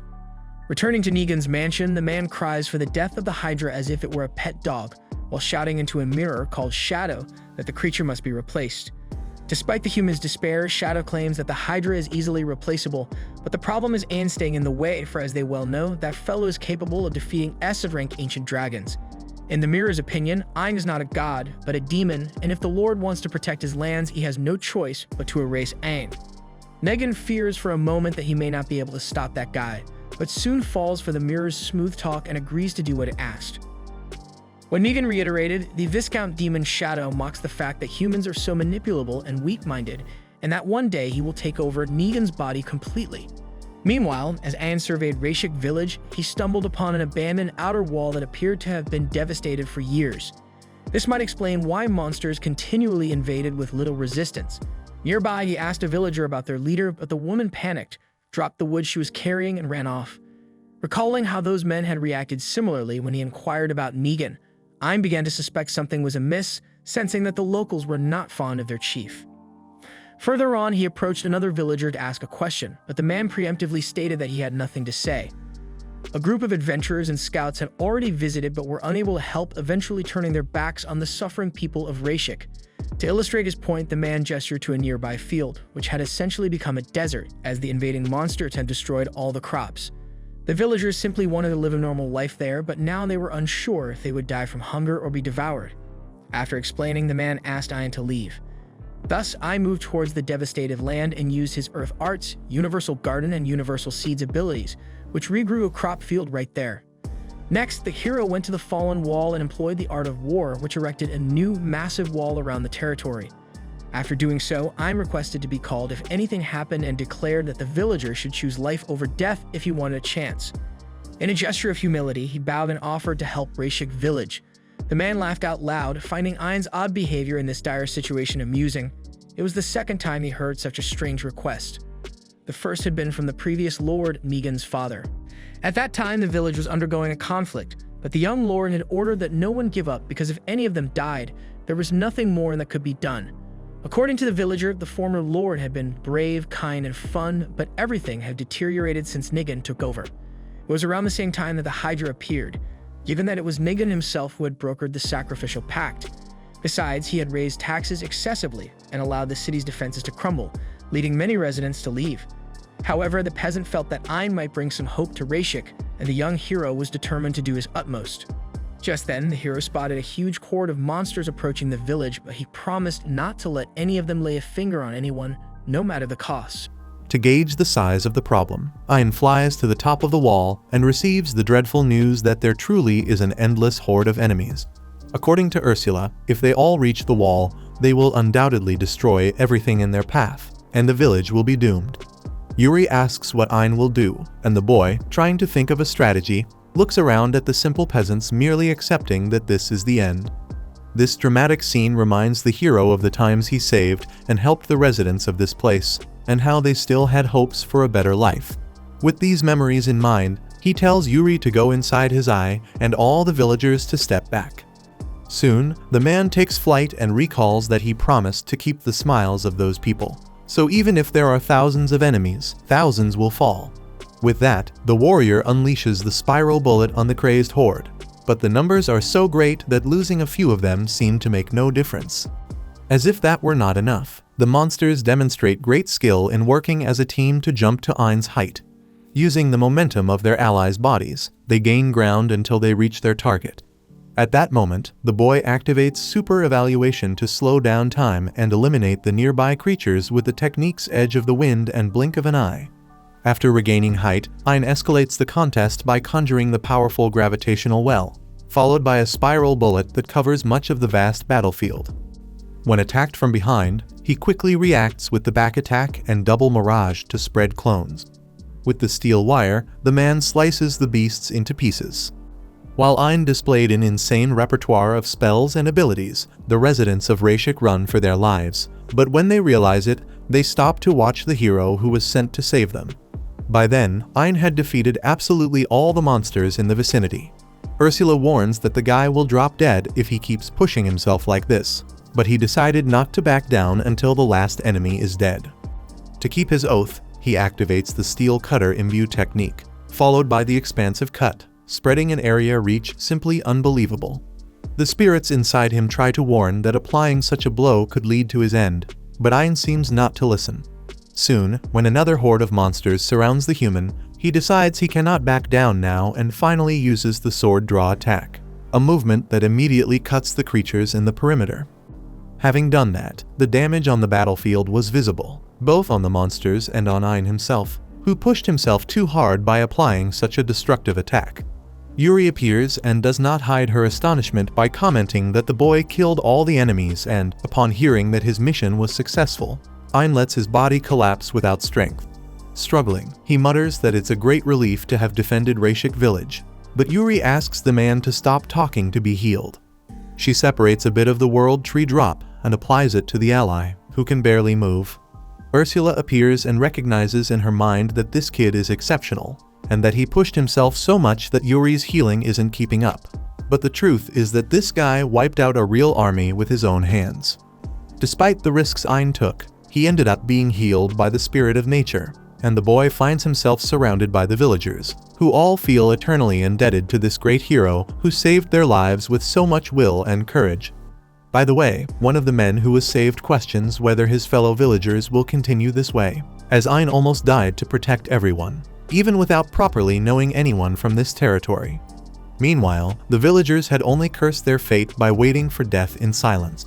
This definitely cannot stay this way. The people hang their heads and argue that the lord of these lands is the biggest problem. But the man inflames his speech and states that they can no longer afford to continue making excuses instead of fighting to change things. After all, they are forced to sacrifice the people they love to continue existing miserably. Therefore, the peasant questions whether his companions did not feel a flame ignite in their hearts when they saw Ion give his life to save the village and the dignity of those who live there. Immediately, the population is taken by that speech and agree that they also need to fight, as things cannot continue the way they are. Yuri celebrates that these suffering people are regaining the will to live, and she highlights that all this is due to Ein's tremendous effort, which makes her even happier. About this, Ein confesses that he must have gotten a little closer to what Yuri is. She doesn't understand what that means, so the human remembers that he was saved by the spirit the first time they met. But something much deeper than that happened. In the end, this world tree spirit gave the man dignity, confidence, courage, and many other warm feelings. And if he can give a bit of that to the residents, then Ein is happier for being a little more like Yuri. After all, he wants to see the same as she sees when she looks at the world, always by her side. At that moment, the peasants gather around the couple to fuel the fire in front of such an intense and sentimental moment, making the two realize that things are really getting quite intimate around there. In any case, the villagers want the two to continue with their conversation, as that's what young people should do.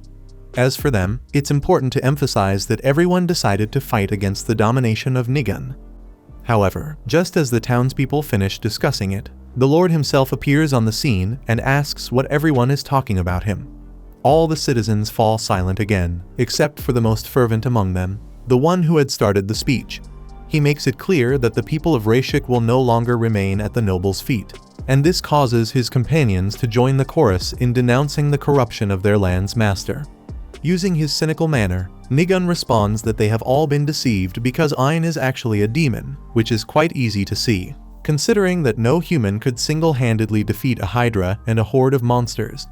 In other words, this has been the demon's plan from the start, to turn the population against their true master so that he can dominate Rashik. Nevertheless, the Lord promises to protect everyone as he always has.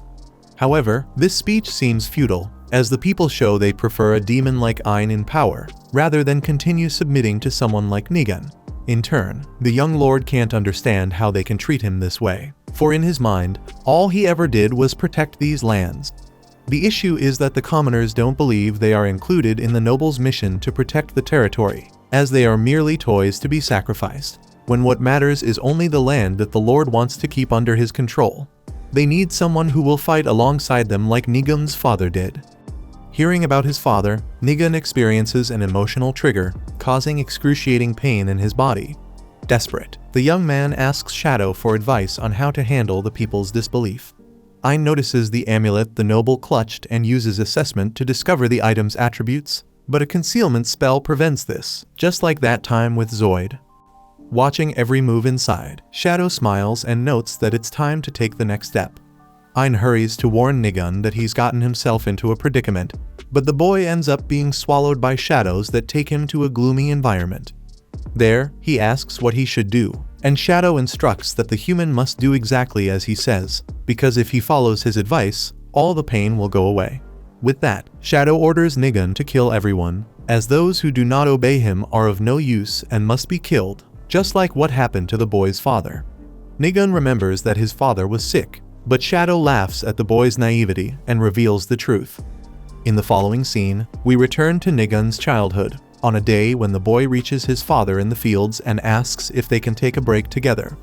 After the work, the landlord receives thanks from a resident he helped, for it is an honor for him to have the Lord of Rashik personally assist a simple peasant like him. In any case, Nigan's father was humble and believed that everyone should help each other, as the village belongs to and is for everyone.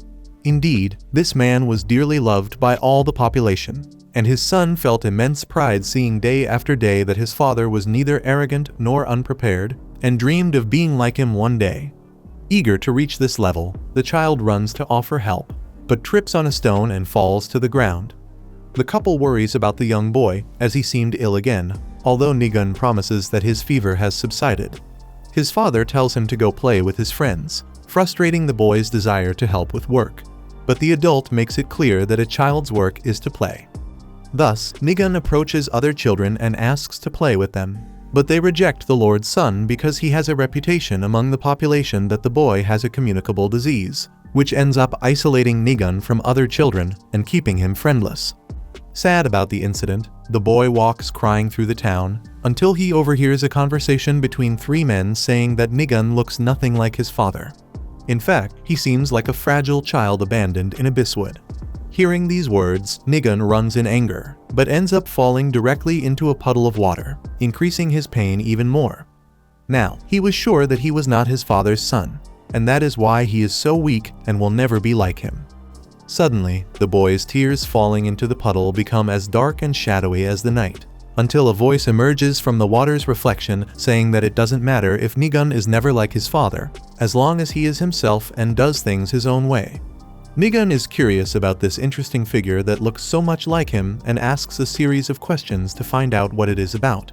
Then the reflection impatiently replies that it calls itself Shadow and is the boy's imaginary friend, but this must be kept secret from anyone. From that day on, over the years, Nigun developed always with the presence of Shadow, who was his first and only friend ever since and became indispensable to the young noble's daily life. One morning, the little boy asked Shadow what he would like to do today, and the mysterious figure replies that he wants to compete to see who can fall asleep faster.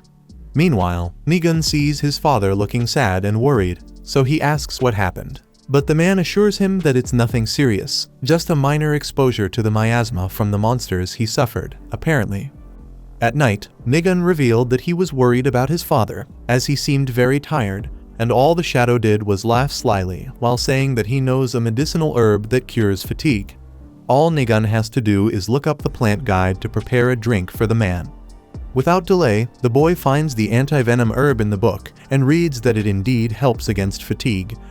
Eager to help his father, Nigun brings him a drink made with a certain herb, and trusting his son completely, the Lord takes a big sip of the antidote and feels much better. Weary, with dark circles under his eyes, the father kneels before his son and pleads with him to never lose the kind heart he possesses, as it will make him a great lord one day. However, the disease only worsened with each passing day, and Nigun prepared more of the antidote with the herb, hoping to see his father improve soon.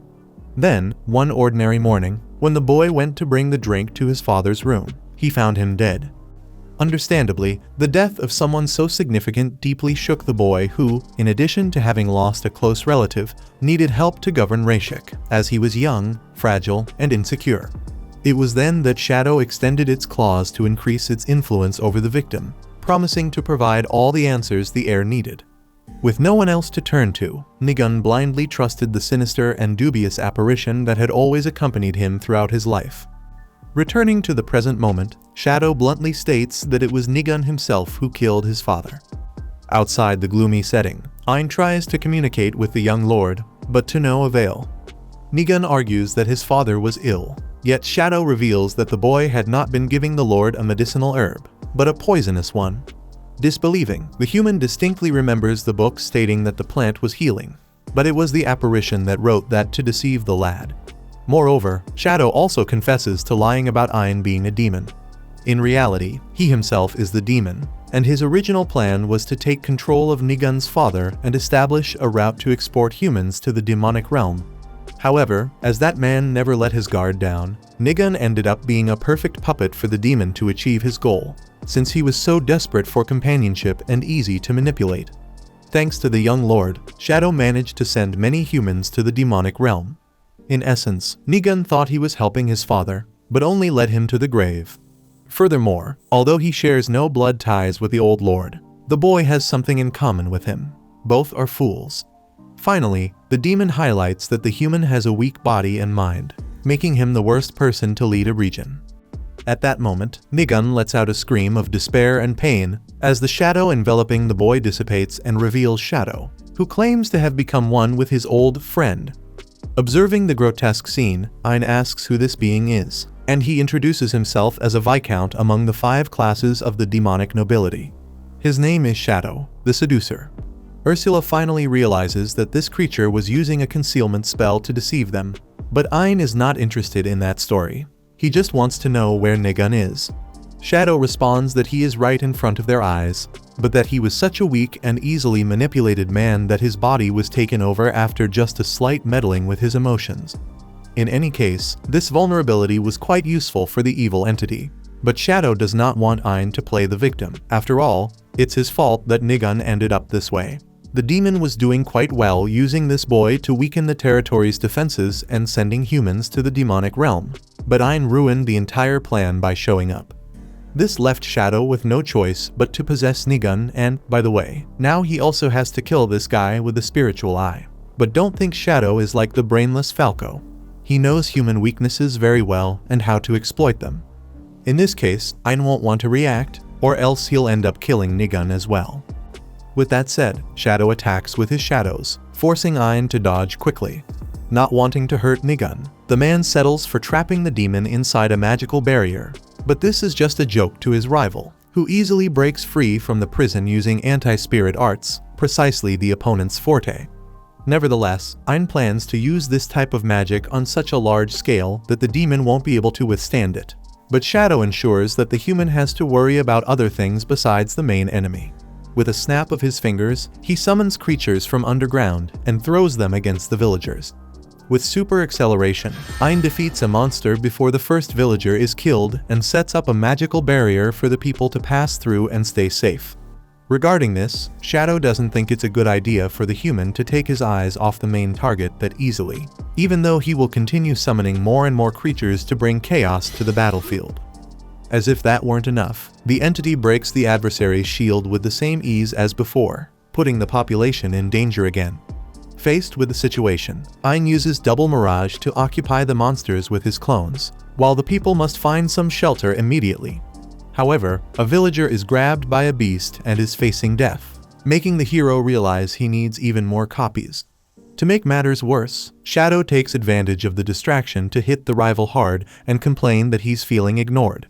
Speaking of which, considering this kid scurries back and forth like a headless chicken trying to save people, the demon imagines it must be a pain to be a hero of the weak and oppressed. Faced with the serious situation, Ein is unable to concentrate enough to increase the potency of his abilities, so, reflexively, he starts to initiate the parry technique, but remembering it's Nigun on the other side, he backs off and uses the immovable fortress to tank the attacks. Indignant, Ursula reminds him that he cannot move while in this condition, and it's no use if he stays on the defensive. Ein knows this well, but his character leads him to think of a way to spare Nigun. So he wonders if he should imbue an attack with the power of Yuri's purification, but everything makes him fear that he might hurt the boy anyway. Unsure of what to do, Ein struggles to stay calm, while Shadow continues his provocations by making it clear that killing Nigun is the only way to stop him, and that it doesn't make sense to spare just this kid instead of finishing him off and saving everyone else. Still, Ein refuses to follow this strategy, for even if he had to sacrifice one person to save 100, he would never do it. At that moment, the action the human can take is to shout Nigun's name, as if he could communicate with him from within the demon. Shadow laughs at the enemy's failed attempt, but the human is determined not to abandon the boy and continues to take the blows without reacting. At one point, he even manages to take a few steps forward, worrying Shadow for the first time, because his adversary just won't die. The spirits inside Ein beg him not to give up this way, as they won't be able to save him under the conditions, but all that occupies the hero's mind are images of Nigun and the people of Rashik. After managing to advance to the point of reaching Shadow, he grabs the demon by the shirt and promises to help the people of this village. That said, Ein headbutts the forehead of the enemy and knocks him to the ground instantly. Inside the evil entity, Nigun waits, head bowed in the absolute dark, wishing to simply disappear completely, as he believes it is his fault that so many people were hurt, and it would be much better if a weakling like him did not exist. During this reflection, the boy hears a voice shouting his name in the background, and it becomes clearer and clearer as time passes. Outside, Ein begs the lord of this land not to give up, as he had promised to protect the domain of Rashik. Hearing this, Nigun remembers that he really wanted to protect the village to be like his father was, but soon he realizes that it was not just that. After all, everyone loved his father, who always reciprocated that affection with good deeds, always surrounded by happy people. In the end, maybe what Nigun wanted was to win the smiles of these people, because, as his father once said, The boy should never lose his kind heart so that one day he could become a great lord. Meanwhile, amidst the chaos, the leader of the peasants hits a monster with a rake and discovers that their weak point is their eyes. After saving some companions, he asserts that everyone must fight to save Nigun. The people disagree. After all, it was this boy who led them to this situation. But the leader reminds everyone that they agreed to stop blaming others and start fighting. Because of this, the priority is the fight. Then they think about the rest. With that, the peasants get fired up and go after weapons to fight the invaders. Returning to the heart of Shadow, Nigun harshly blames himself for his mistake, feeling that he cannot be forgiven for acting in his own interests rather than for the good of the village. In a way, the boy believes he should have known about Shadow's intentions, but regardless, he stands up and decides to face the truth, to open his eyes and move forward as the Lord of Rashik Domain. Driven by his determination, the young man runs towards the light at the end of the tunnel before him. On the other hand, despite the blow he suffered, Shadow recovers and asserts that Ain's resistance is futile, considering that all he has done is hurt Nigun. However, just as he was about to strike the enemy again, the demon experiences a severe reaction that paralyzes his body for a moment. Realizing it's Nigun trying to break free, he shouts at the boy that it's useless to try, but the human manages to communicate with Ain and thanks him for everything he's done. With that, Nigun pulls out a dagger and stabs himself in the chest. Ain threatens to rush to his friend's aid, but Ursula stops him so that the sacrifice is not in vain. Unbelieving of what the boy was capable of doing, the demon questions if he really wants to die this way.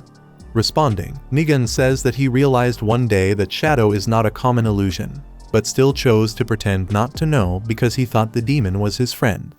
Curiously, even though Shadow has betrayed and killed people, the human cannot help but think of him as a partner, as he had said that Nigun should be himself and do things his own way. Perhaps everything the entity said was a lie, but it doesn't change the fact that it was Shadow who saved him back then. To him, all the time they spent together was real. Hearing this heartfelt confession, the demon reflects for a moment on the times they lived together, but it was all a provocation, since Nigun was nothing more than a pawn to be used and discarded. Indeed, Shadow is angered by the weakness and innocence of this kid, because when you're weak, you are used, robbed, and devoured. That's the natural law, and there's no reason to pretend to be the boy's friend any longer. Thus, Shadow leaves and lets Nigun die alone. In his original form, he crosses the battlefield, taking advantage of the ongoing fight to approach Mia and possess her, but Ain throws his sword and pierces the demon's body. After this, he rushes to Nigun and pulls the dagger from his chest to use Yuri's healing powers. Ain vows to heal the boy at all costs, trusting that the healing spirit of the world tree is infallible. After insisting, time passes and Nigun does not resist, driving Ain into despair, so Yuri decides to intervene personally and urges her companion to keep hope, as their feelings affect the wounded. In the midst of this attempt, Nigun is on the brink of death and sees his father's hand reaching out to him. The son responds to the gesture to reach that hand, but Yuri's healing succeeds, and Nigun's eyes open in the mortal world. The first reaction of Yuri and Ain is to embrace the boy, but he pushes them away, outraged at having been saved, as in his mind he should have died to atone for the unforgivable errors he committed. However, it is as Ain recalls what Nigun himself said, if the sacrifice of one life saves 100, then the choice is clear. In this case, the hero could not disagree more, and even if that person to be sacrificed was Nigun, Ain would never do it. Similarly, the leader of the people agrees that they would be doing the same thing if they had left the Lord to die. Being honest, the man confesses that being alive doesn't erase Nigun's errors, and that he hates the boy because of them, but that his death wouldn't bring the villagers back. And if anyone were to judge and condemn the lord of this land, it would be them. Regardless, Nigun will not run, and will have to face the consequences of his actions by making amends for all the wrong he has done. Thinking about it, Nigun realizes he was a fool to think his death would generate forgiveness, and that he might see his father again. As he bows to the leader of the peasants, the lord bursts into tears and thanks for receiving another chance. Nearby, Yuri nearly faints from exhaustion, but Ain catches his friend in time and carries her to a place where she can rest. On the way, he states that he could have ended up like Nigun if he had met Shadow first. As he lets the spirit rest against a tree, the human questions if being weak is really such a bad thing, and if they don't have the right to live just because of it. After all, what happened to Nigun also happened to Zoid, and that's why Ein swears to make the demons pay for taking advantage of others' weaknesses. Later, while the spirits were concerned about Yuri's recovery, Shadow tries to escape with his surviving part, a small manifestation of himself that emerged from his larger body through the tail. He drags himself away, but Pina traps him in a magical barrier. Ein takes the opportunity to ask why the demons are trying to kill him at all costs, and Shadow promises to tell if he's released afterward. Ursula questions this offer, but Ein is confident it will all work out and accepts the condition. As such, the demon reveals that an order was issued to kill Ein, but when he was about to disclose who was responsible for the order, he simply explodes. Ursula is certain that there was a spell ready to activate in case the demon revealed confidential information, meaning they are facing a sophisticated enemy. The next day, the villagers thank the hero for everything he did for the village of Rashik and are eager to start their lives anew. On the other hand, Mia is very sad that the god is leaving, but he promises to return to visit the little girl whenever he can. Finally, Nigun approaches and admits that no amount of gratitude will be enough, and that he isn't even in a position to ask for it. But the Lord asks the hero to continue supporting this land as he can, considering that this domain coexists with a large number of monsters. With that, like the Lord, the peasants bow before Ein to beg him to offer support according to his possibilities. Upon returning to his hometown, Ein was granted the dominion of Rashik by the king, a reward he had been intending to bestow upon the hero ever since he defeated that demon. In this instance, it was Nigun himself who requested his territory be handed over to Ein, given the young man's desire to assist his people, though only after he was punished for his actions and had served his penance. Having quelled the unrest in the royal capital, exposed the darkness of Rashik, and slain a demon, Ein was deemed deserving of a noble title, ensuring the royal family's reputation remained untarnished. Unexpectedly appearing, Jasper rubbed against the hero and suggested he take the name of his domain for himself, thus becoming Ein Rashik. Regarding this, the hero thought it somewhat complicated for a common evaluator to become a landowner, and the king admitted that indeed many had opposed the idea. However, foreseeing this, the monarch had specifically tasked the young man with the demon's defeat to earn moral and prestige. Claudia also took the opportunity to flirt with Ein, praising his incredible deeds, and Megan too didn't lag behind in securing the guild's support for him. For his part, Ein didn't know what to make of it all, but Jasper advised him not to worry and to keep focusing on his own goals, as he would handle the nobility matters for the evaluator.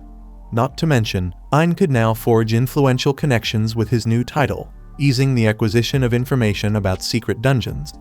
Hearing this, Ein reflected on his initial desire to help Rashik, but had never expected the story to end quite like this. Nevertheless, he humbly accepted the noble title. Then, Claudia grabbed the young man to emphasize that this made their upcoming marriage even more imminent, and even her father seemed pleased with how his daughter threw herself at the young man, agreeing it was a good starting point for Ein to be accepted by society. Yuri didn't hesitate to also grab the man, but Claudia wasn't jealous, acknowledging that the spirit was the man's first wife. Observing from a distance, Pina saw Alice trembling with jealousy and even teased her, saying the sister was only the fourth choice of suitor for Ein. Meanwhile, in the demon realm, two monsters are discussing a certain primate who defeated Lord Falco and now Viscount Shadow. According to them, this is a disgrace to demonic nobility, which should uphold its reputation rather than be beaten by inferior races. Suddenly, a demoness strikes one of the debating monsters on the head, demanding silence from those too weak to have such strong opinions. Upon seeing Duchess Iona, the highest-ranking noble among the demons, the surviving monster kneels and begs for forgiveness. By the way, Iona complains that her toy no longer moves as much as before and considers using a rabbit as her new servant, but dismisses the idea when she notices that the animal sheds too much fur, which would be messy for her. Eventually, the Duchess orders her subordinate to clean up the disgusting mess from his friend that is now staining the corridor with blood. Nearby, Echidna is monitoring Ein's progress and comments with a smile that he has met her expectations by defeating someone like Shadow so effortlessly. Iona arrives and notices that Echidna seems quite interested in this human, and she explains that it couldn't be otherwise because of his special eye. Iona argues that this vessel is nothing more than a primate, prompting Echidna to question whether she really believes a mere primate could defeat Falco and Shadow, Once might be luck, but twice is proof of pure skill. Iona admits it makes sense and decides to check out this human who is the talk of the town. Then Echidna tasks her with bringing one of the world tree spirits to the demonic realm. Since Iona is heading to Ein anyway, and his goal involves these spirits, it's clear where he's headed. Interested in these mana-generating trees, the younger demoness accepts the challenge and promises to bring a spirit back for the more experienced one. With that settled, she orders her mount to carry her out. When the servant doesn't respond, she taps his head and realizes he's dead, then steps into a portal without her mount and asks Echidna to dispose of this trash. As the younger leaves, the older strokes her crystal ball, emphasizing that Ein must strive to become stronger. Back with the protagonist, Yuri, wagging his ears, asks what he wants for lunch. Alice enters the human's room and humbly asks to discuss a matter with him. Then Pina suddenly appears, eyes sparkling in anticipation of witnessing a love confession from her sister. Yuri agrees that this sounds like fun and decides to join in, and he and the more mischievous sister rub up against the boy, trying to make sense of how things escalated so quickly. On the other hand, Alice doesn't get carried away and reveals that it's a serious matter concerning her sisters. It's been a while since she's been using the 1,000-mile eye to search for world trees, and not just for that, Alice hoped to be of some use to Ein and his noble plans. The rest of the people interrupt the girl's speech because they can't handle so much innocent cuteness, along with the possibility that she might have found one of these special trees. However, the young spirit confesses that she hasn't exactly found one, but that they made her find it. The sisters don't understand what the girl means, but Ein just wants to get there as soon as possible, along with the blue-haired woman secretly in the room following this conversation. When he hears the voice of that person, Ein turns towards her, but the woman was no longer there, and it seems that only he heard someone say something. However, immediately after, the woman finally shows herself and asks for a hug from the sisters. Yuri is the first to jump at her, but ends up passing through the sister's body, which seemed like a mirage. The blue-haired woman laughs for forgetting that this isn't her real body, making Yuri lament the situation of Kirsch. Ein didn't know they had a sister named Kirsch, and Pina explains that she's the second oldest. The boy is startled that a spirit reached him instead of the other way around, but tries to suppress his nervousness as he formally introduces himself. Kirsch dislikes the formal way the kid is using and asks for a bit more ease. After all, it's not like she's just met little Ein today. Ein points out that they have just met, so Kirsch remembers that's true and laughs again. In the midst of this, Alice holds back her trembling to get back to the matter at hand. Kirsch interrupts again to report that a world tree is being targeted by a demon right now, and the two need help dealing with this enemy who is stronger than expected. However, it's not Kirsch's tree that's being attacked, but the world tree of May, the youngest sister of the spirits. Alice found May's tree using the 1,000-mile eye to scan Abysswood, and it seems that the entire area is a huge secret dungeon. To make matters worse, May's guardian died a long time ago, so Kirsch proposed to take on this role. Ein thought she couldn't leave her own world tree behind, so Alice explains that the three older sisters are high-level spirits and can act independently. Recapping, Ein then realizes that Kirsch has been protecting May up until now, but the demon that attacked May is about to take her away. Kirsch confirms and says she couldn't expect anything better from Yuri's fiancé, always stirring up the sister as usual when the topic is this. For some reason, some word from the spirit moved Ein in some way. Finally, Kirsch explains that she's using a kind of secondary body, while the main one is protecting her sister, but she doesn't know how long she can withstand this fight.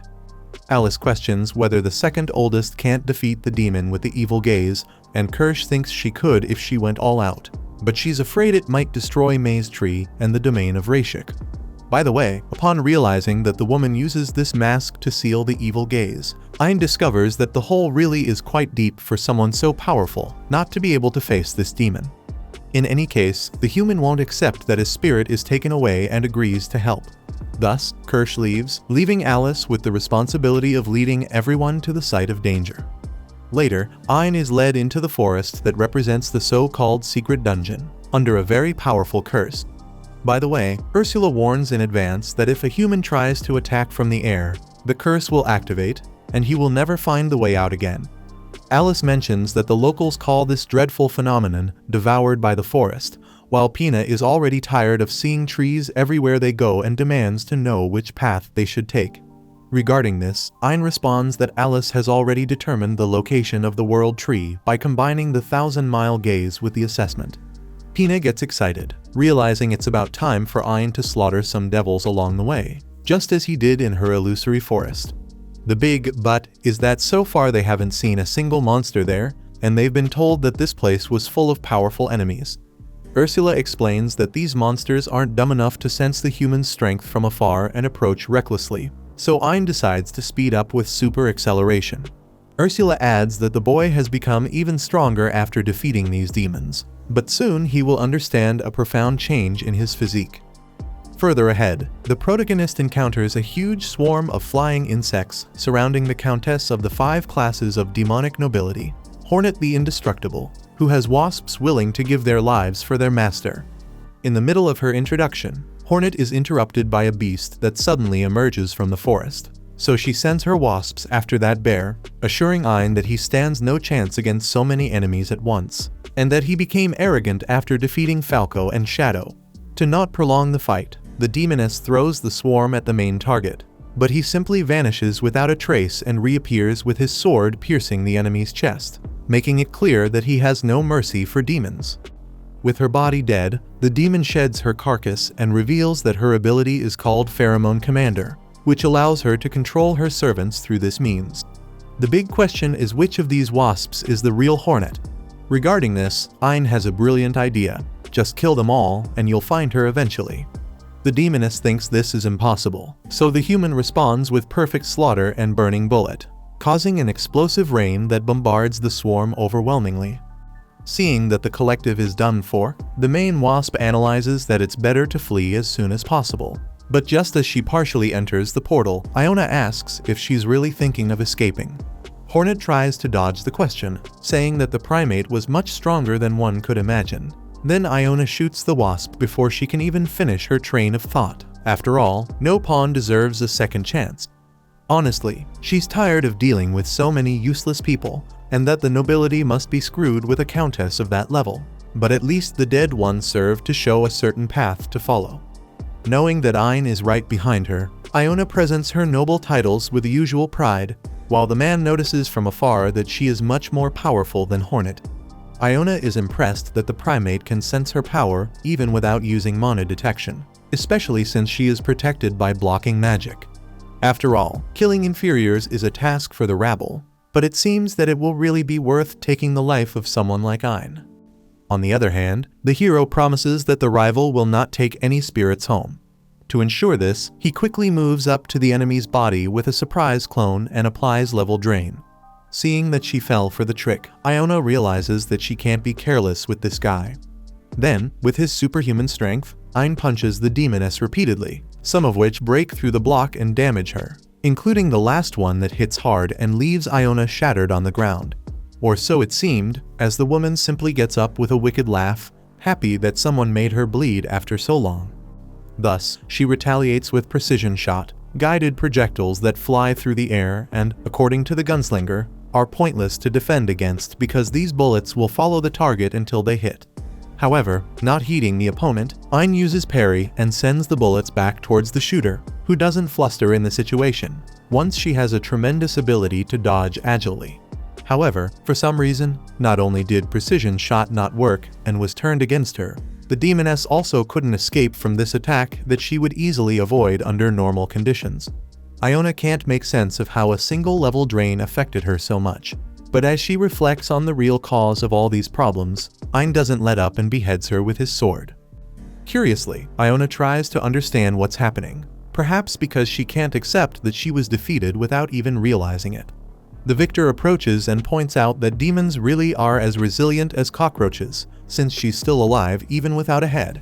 Either way, he reveals that he didn't use level drain just once, but every time he hit her with superhuman strength, as the blows were imbued with this ability. This means that Iona is now weaker than any monster in this area. Still confused, the demoness asks what he's talking about, remembering that she has been part of the elite nobility since birth, being a natural prodigy with a talent that almost no one has. As she slowly realizes that she's about to lose all of this because of this primate, the noble still manages to summon the portal to return to her world, then falls into it while promising revenge. Ein rushes to not let the enemy escape, but Ursula tells him to forget it, as the priority is to ensure the safety of Kirsch and May. Thus, Alice leads the human to the tree's cocoon where the conflict began, and he recognizes that there is a resistant material protecting the place. But it's very obvious that there's something important inside to be defended. Alice mentions that the cocoon is wrapped in spiritual power, meaning ordinary people can't see it. Incidentally, Ursula notes that not even Iona could see the cocoon, just feel the energy. So they tried to find it by shooting blindly in all directions. Ein wonders how he can get in there, until Kirsch opens the passage and says from afar that he was waiting for the group.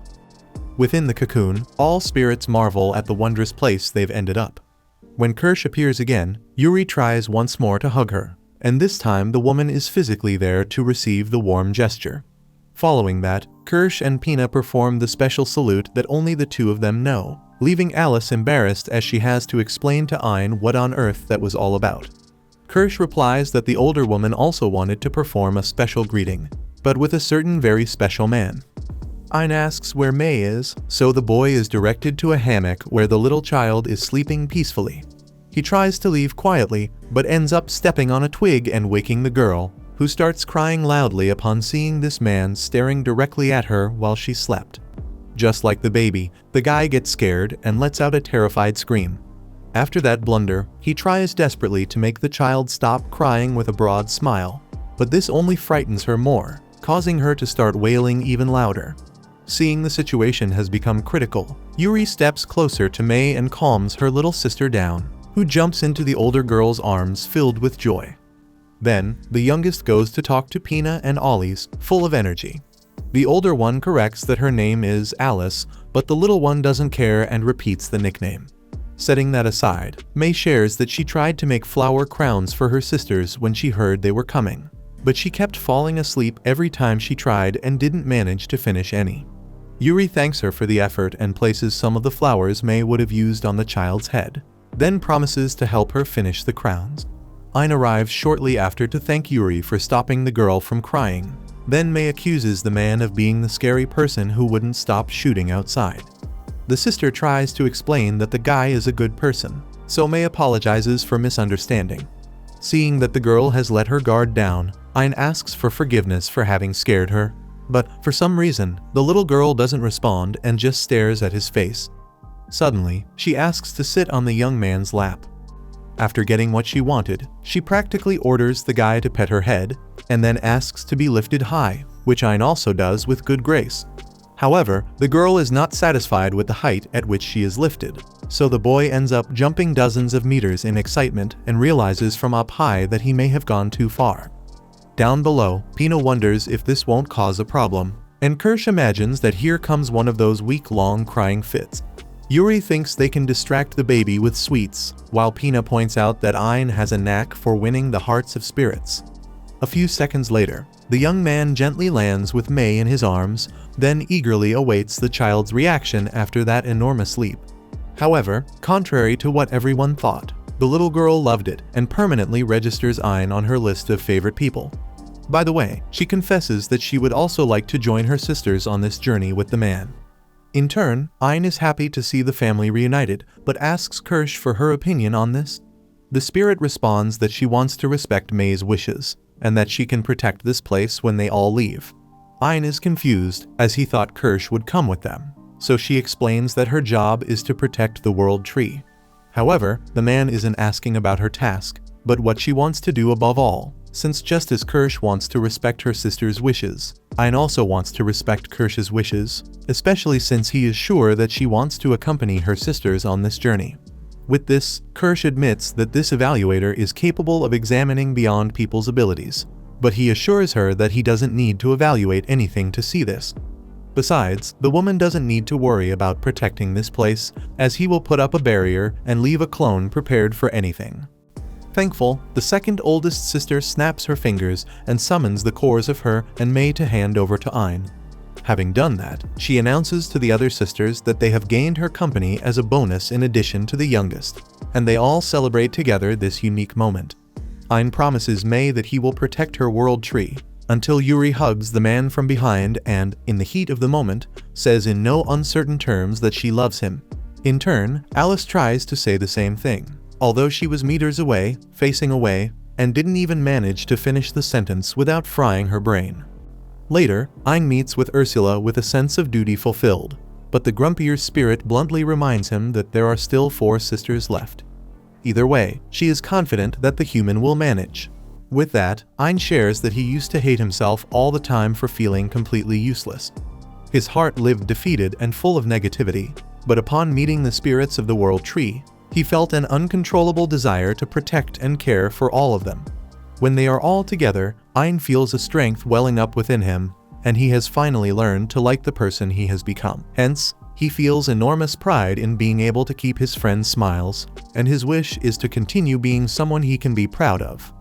Hearing this precise outpouring, Ursula recalls several difficult moments she spent alongside this young man, from when he was skinny and doubtful of himself. Faced with the strength of these episodes, the spirit's eyes fill with tears. Ein jokes sheepishly that he always ends up opening up too much to Ursula, and maybe that's because she is his mentor. Seeing that she doesn't respond, Ein asks if everything is okay. Then the woman wipes the tears with her arm and bluntly tells him to deliver the spiritual cores for processing. With the objects in hand, the mentor carries out the procedure. From Kirsch's core, Ein receives the evil eye of nothing. From May, he receives the power of the creation of the tree. Besides, his spiritual eye has evolved, allowing him to evaluate auras from now on. Kirsch explains that the evil eye of nothing can undo anything that enters the boy's vision, as if you were erasing the existence of the person by creating great magical power from attention. It's a difficult power to control, but she believes that Ein's spiritual eye will prevent this eye from being destroyed. Nevertheless, the woman recommends that the boy not overdo the use of this technique. Then, May explains that her power allows Ein to control trees at will. To give an example, the child makes a colossal tree rise to the surface, making the human realize that this can be useful in many different ways. In addition, Ursula explains that aura evaluation allows the user to utilize auras that grant tremendous physical ability. According to the spirit, demons can freely control auras and attack with them. In the case of Iona, it seems she underestimated Ein in the confrontation between the two and did not bother to use this technique. Finally, Ursula reveals that the hero's sword was imbued with the power to destroy evil, meaning it can now slice through magic and absorb the enemy's aura to make this weapon even stronger. With this power, as Ein wields his sword, he feels he is now on equal footing with the demons. Meanwhile, Echidna gathers the nobles of Herzog in the demon's castle to discuss Ein, the element threatening the rebirth of the Dark Lord. Back to the protagonist, he takes the girls to the castle that was Nigun's, which they will use as a base. For this reason, starting today, the Great Castle cleanup operation begins. Yuri promises to work hard, although Ursula prefers to blow up the castle if her darling sister gets tired. Pina finds cleaning a drag, but Kyrheim reminds her that she only let her sister go to improve her attitude. Secretly, Alice plans to work hard to impress Ein, while Kirsch is getting drunk and oblivious to what's happening. Throwing a tantrum, May makes it clear she'd rather play hide and seek, so Ein realizes this mission will be tougher than he imagined. Regardless, he announces that Jasper will bring their luggage from the mansion, and that the castle must be cleaned before the man arrives. Having been Nigun's solitary home for a long time, everyone must work together to rid the place of all the dust and cobwebs. First off, the leader instructs the spirits to pair up with their guardians, while Alice teams up with him. At the start of the task, the boy regrets that Alice can't pair up with Akahane, but he promises to do his best to reunite everyone one day. Changing the subject, being surrounded by so many books reminds him of when he first met Alice, and it reminds Alice that she's no longer with her mother, meaning she's alone with the boy she likes. Deep down, she thinks this is her chance to express her feelings, but she freezes up. Out of nowhere, Ein comments that he really likes it, which makes her think he's talking about his feelings for her. To make matters worse, he adds that he likes it too, which suddenly sends her over the moon. According to the boy, when you read a book and gain knowledge, it feels like the world opens up, and that's why he loves books. Not having heard this part, Alice loses her cool thinking Ein loves her and loses control over her power, causing a fierce windstorm inside the library to the point that one of the books flies into the boy's face. Meanwhile, Kyrheim finishes cleaning one of the rooms and checks if Pina did her part in the kitchen. Impressively enough, the girl had perfectly handled her task and even admits that cleaning is more fun than she thought. But Kuroheim throws one of her deadly hair clips at her sister's forehead and tells her to drop that illusion right now and get up to clean. Full of food in her mouth, Pina dismisses her clone and makes the excuse that she was just taking a break. But her mother's wrath is enough to get her back to work. Forming another pair, Yuri and Ursula are responsible for cleaning the bathrooms. But they're as clueless as ever and have no idea where to start. Running around aimlessly, Yuri slips on the wet floor. Ursula jumps to save her protege, but the blonde manages to escape. On the other hand, the guardian slips on the soap and crashes into a pillar. As her mother breaks her forehead in this mishap, Yuri asks her not to be so overprotective, as she can handle herself. In fact, she even likes doing the cleaning because she can't do any of it in the world tree. Because of this, Yuri wants to learn new things and enjoy these experiences as much as she can. In her opinion, it was Ayn who helped her discover these new sides of herself, and the me who likes cleaning is one of them. Furthermore, another side she discovered is that when Ayn is happy, she is too. Thus, Ursula rejoices in her daughter's happiness, and the two decide to give their all in the cleaning to please Ayn. Finally, Kirsch and May form the last pair and end up with a very dusty room to clean. While the older one opens the window, the younger one finds an insect on the floor and thinks it's a good idea to introduce her new friend, Mr. Cockroach, to her sister. Kirsch panics and orders the child to throw that thing out, which she reluctantly does. In a frenzy, Kirsch almost activates her evil gaze, but her little sister now lightens the mood by finding a beautiful dress among the clutter. At that moment, the older sister realizes that this room was a dressing room, while the little one only thinks about dressing up in the clothes she found to look like a princess. Not wanting to leave her sister out, she finds an outfit for her too, but realizes too late that the piece is far more revealing than acceptable. Putting that aside, May tells Kirsch that she had an idea. Hours later, Ayn finishes cleaning the rooms and takes a look to see who needs help. Upon reaching the entrance hall, he sees Yuri descending the stairs in a beautiful dress, and his eyes lock onto that scene. The woman shares that after the cleaning, they decided to throw a reception party for Kirsch and May, and that she borrowed that dress from the dressing room they were cleaning. Yuri asks if the dress suits her, and Ayn, blushing, responds that she looks very beautiful. With a smile on her face, the woman reveals that everything is ready for the party, as the idea was to surprise Ayn to thank him for everything he has done. Thus, the boy is led to the celebration site and finds the rest of the sisters, all properly dressed for the occasion as if it were a gala. Realizing he might be in the most magnificent situation in the world, Ayn almost has a heart attack and starts to wonder how on earth he should behave in this situation.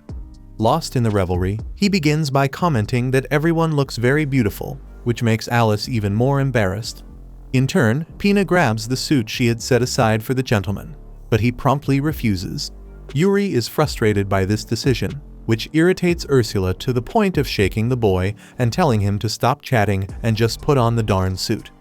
Since that was the case, Ayn donned the outfit, making Yuri think she was in the presence of a prince. Kirsch thought the young man looked sexy, and Alice could no longer even face him. May boasted that she had personally chosen Ayn's outfit, and he thanked her for her dedication. Moreover, he officially welcomed the two sisters who were now definitely joining the adventure, until Yuri pulled him to dance with the spirits. Kuroheim provided the music with her flute, and everyone joined in this unique moment of celebration and harmony. Smiles were plastered on every face there, and the atmosphere was so positive that it seemed to light up the room. Later, Ayn found himself alone with Yuri on one of the castle's balconies, receiving her thanks for everything he had done to make her a better person and, above all, for helping her find her sisters. Ayn promised to search for the others too, and all the girl wanted was for them to be able to continue like this forever. On that note, the boy assured her that they would, because it was precisely in the presence of all the spirits of the world tree that he felt each day was better than the last, making him a happy and fulfilled man. For that reason, the young man wanted to do his part and strive to always become someone more valuable.